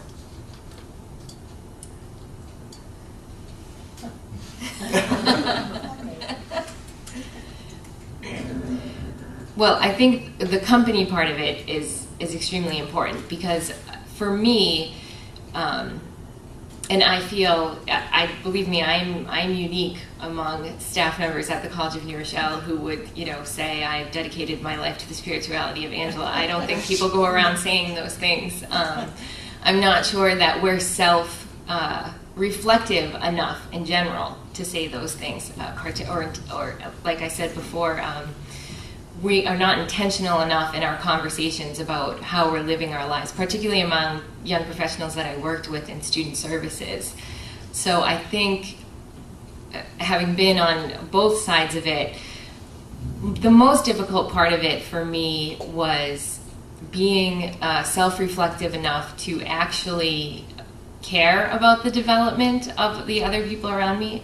In all honesty, it's very difficult in the workplace to want to build a company where the things that need to get done for the job are equally important as what happens to the people that are doing it and how they develop as professionals.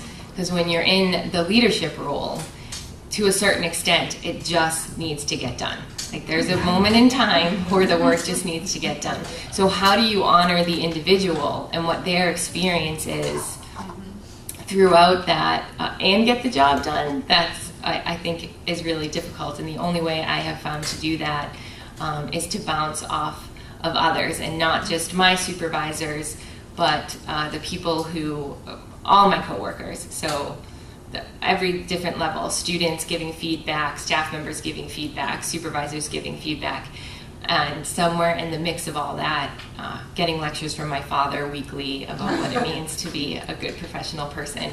And so I think that in the midst of all that, in a certain sense, what I've learned from the associates in particular is reflecting on that. Part of that is letting some of that go to Angela or to the universe and wait for the answer to come back to you. I see some nods. Other thought. When you think about the teachers in your schools, how do you bring them into this, or how do you bring parent community or board community or?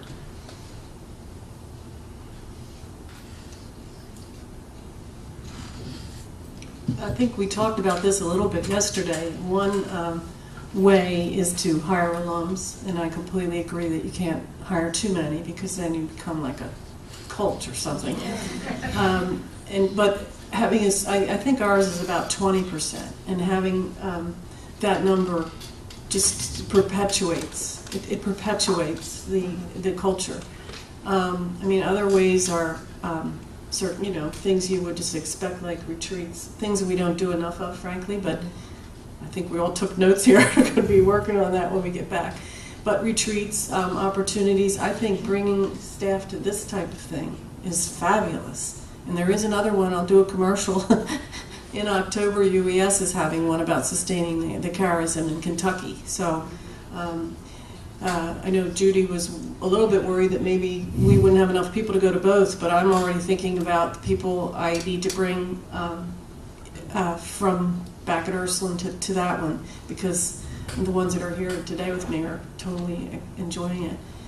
That is just a few thoughts. We had a few hands out here. Yes, I'm sorry I don't know names in the front here. Yes. Two challenges. One is related to feminism and Serviam. You want to raise independent, you want to educate independent, assertive women. And so often when you look at service trips in college, when you look just around the whole picture, women have the service part down pat. I mean, they're so female dominated, and you're like, where are the boys on that trip? And so the question of feminism and Serviam and making sure that we're assertive Serviam people and not going to just be servers in a passive sense. So that whole challenge of feminism as well and Serviam and how it all goes together. And secondly, my daughter is just finished her sophomore year at Loyola in Baltimore, and she went to Ursuline in Wilmington, and she works at the Center for Social Justice.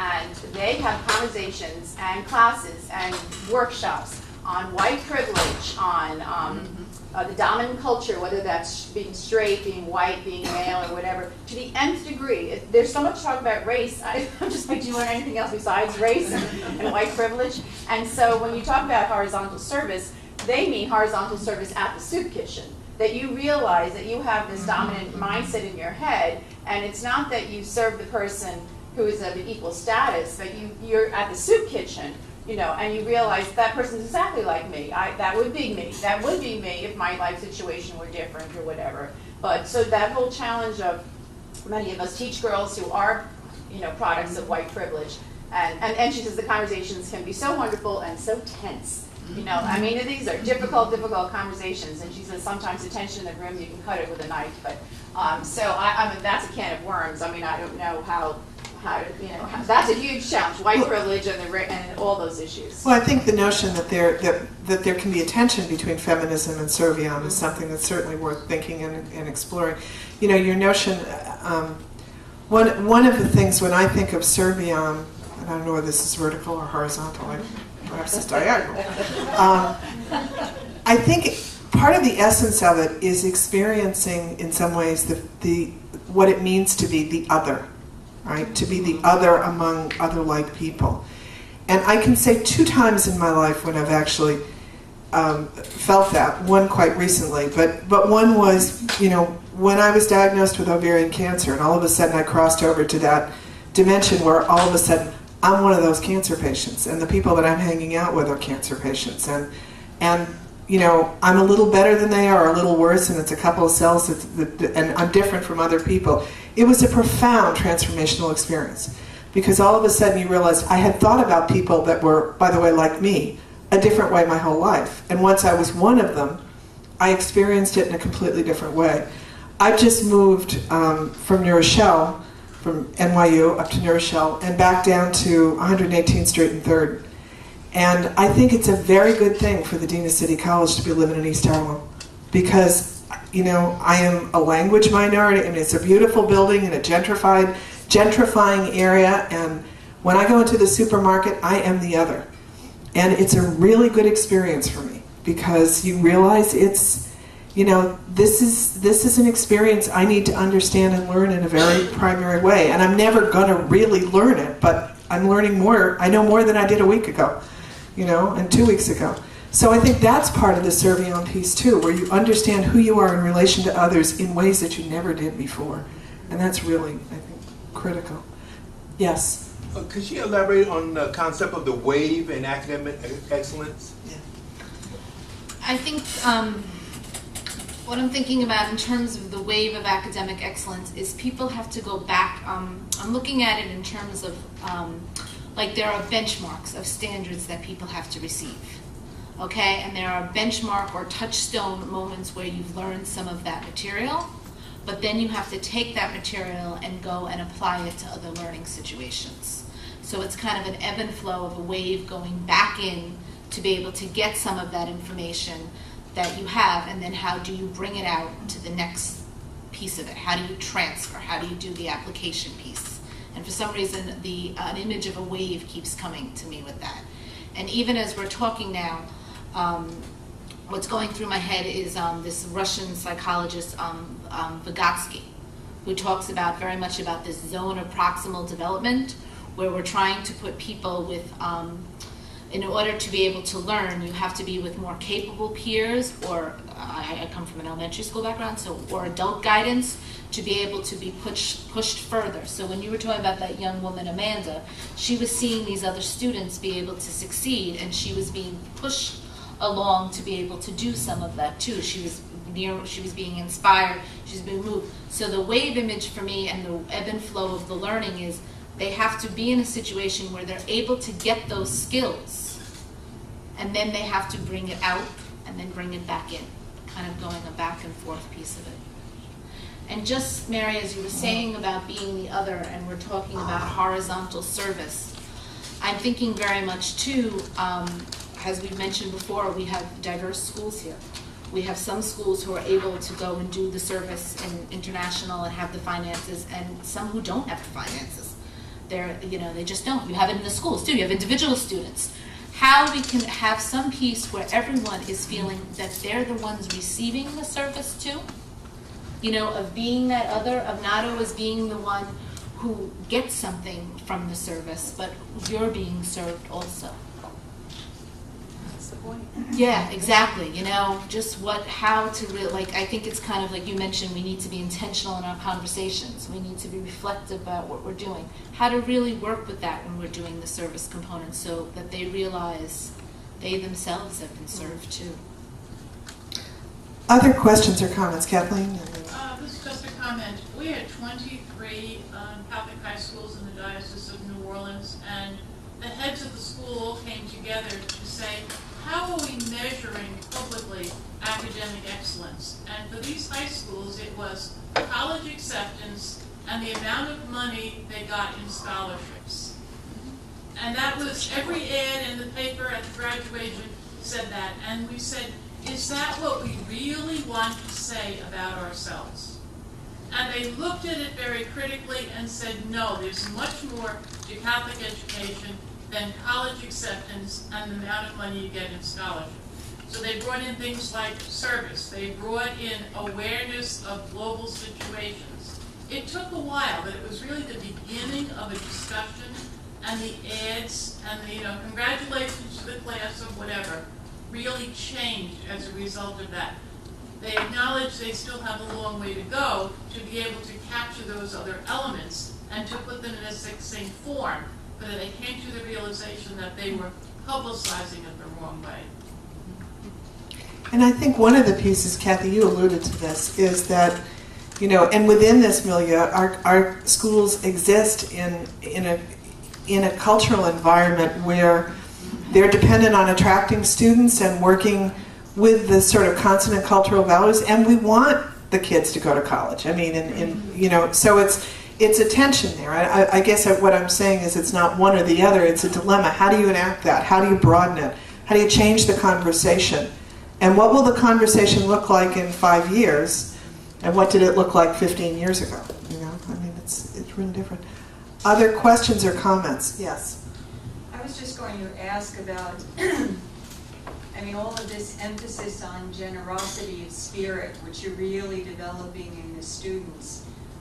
Do you find much of an influence from the larger society coming in, which is so bent on consumerism and individualism and libertarianism, my rights, and don't you dare interfere with it, and all of that? I mean, don't you find it a real challenge nowadays with those influences coming in? It's very difficult, and I think, you know, as I mentioned, it's countercultural, everything we do. But I think that Mary Cabrini Durkin mentioned something yesterday, and she said, this is the real world. And I thought, you know, when people say, well, you know, when they get to college or when they get out to the real world, they're going to be, you know, their socks are going to be knocked off. And I thought that is something that we have to really be intentional about, talking about, that this is the real world. What we're doing at our schools, that's the real world. And the other comment, too, about I think people assume we're teaching values and ethics, and I think that maybe it was a movement to validate parochial education and say we can get $19 million and we can get our girls into Princeton and Yale. I think we had to tout that because that was the new message. I don't think it's new anymore, but you know, that's what the parents want to be proud of when they send their girls. They want to make sure that they will be educated to be competitive in all of the arenas and colleges to which they'd like to apply. So you're right. You know, I say at graduation, you know, $19 million in academic scholarship, not need-based. And our parents want to hear it, and they want to know who got into Princeton. So maybe it's time to relook at this and say, yeah, we've done that, but don't forget, this has been going on for centuries. You know, we've always done the value piece. We've always done the service piece, and maybe that's a new way to market ourselves. And with all the wonderful things that we do for service, and that we are counterculture. And I think many of our parents bring their girls to our schools collectively for that very experience, that regardless of how much money they have, they want them to value you know, kind of the old-fashioned values, and to realize that success isn't measured by salary.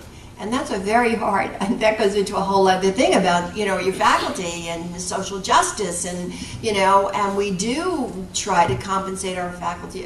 In this conversation, I mean, it just keeps flowing into the next level. Yeah. And so much to talk about and discuss.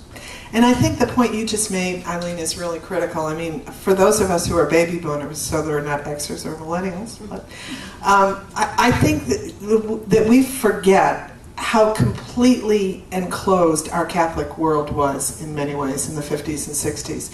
And I really didn't step into anything that was almost an exclusively Catholic world until I went to college and chose to go to a non-Catholic college. And I was stunned by the amount of anti-Catholic prejudice. I was stunned, because I'd never heard it. And I think there was a real, and even today, you hear people talk about, oh God, I'm going to say this is a dangerous thing, nun stories.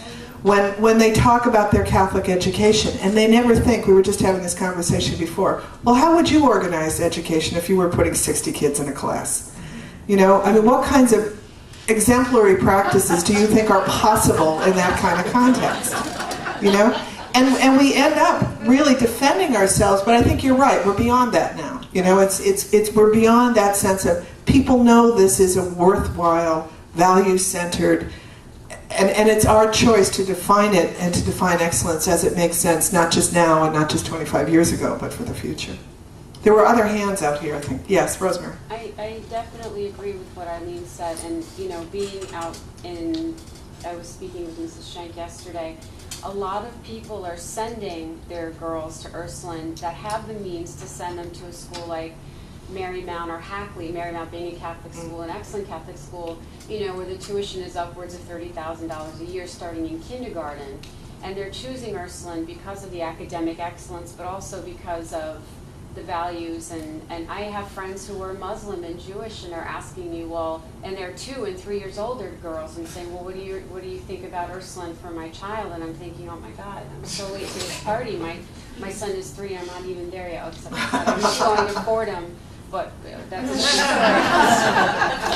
But what I wanted to talk about was something that a colleague mentioned to me that really struck me last year, in fact, talking about the least of us. You know, I teach at Ursuline, and yes, a lot of the girls at Ursuline are very blessed and very fortunate and come from affluent families. And I had a colleague say to me that because her daughters are female and in Westchester, every strike is against them when they're applying to colleges because of that demographic. And I know it was shocking, right? It was shocking because there are so many of them and they're so gifted and talented in so many ways, and that they feel that they're at a disadvantage because they're not, you know, in the absolute lowest bracket of the economic spectrum, and they're not perhaps maybe an academic or an athletic star, and they fall somewhere in the middle of being in Westchester, and they're having a hard time. And I just thought that was something that was very interesting because you don't really hear that a lot. And it comes back to within different demographic groups, is how do we define, you know, I'm sure you deal with this in the high schools with college acceptances, you know, it's like within the stratum of higher education, what are the measures of success, and where is somebody, you know, not settling? And I think as somebody that's lived in higher education, you can really get an excellent education in so many different places that aren't Harvard. And that's the, you know, that's a conversation we need to have that's not about settling, but also saying, you know, people have different opportunities in different kinds of places. We decided that at Ursuline and Wilmington that we were not self-reflective enough, and actually Middle States corroborated that. In their helpful way. Yeah, right, exactly. Actually, this particular one was helpful. But for example, and we say that we develop leaders. And we do. We definitely do. But in so many ways, we do it just by sort of, oh, you want to start a club? Sure, start a club, you know, and that's how they, and we guide them maybe a little bit, but maybe it comes from St. Angela's, just do something. Get moving, just do something. But that tends to be what our girls do. So we decided that we really wanted to look at that and slow it down just a little bit. Never stop that, because learning by doing is so much better, really.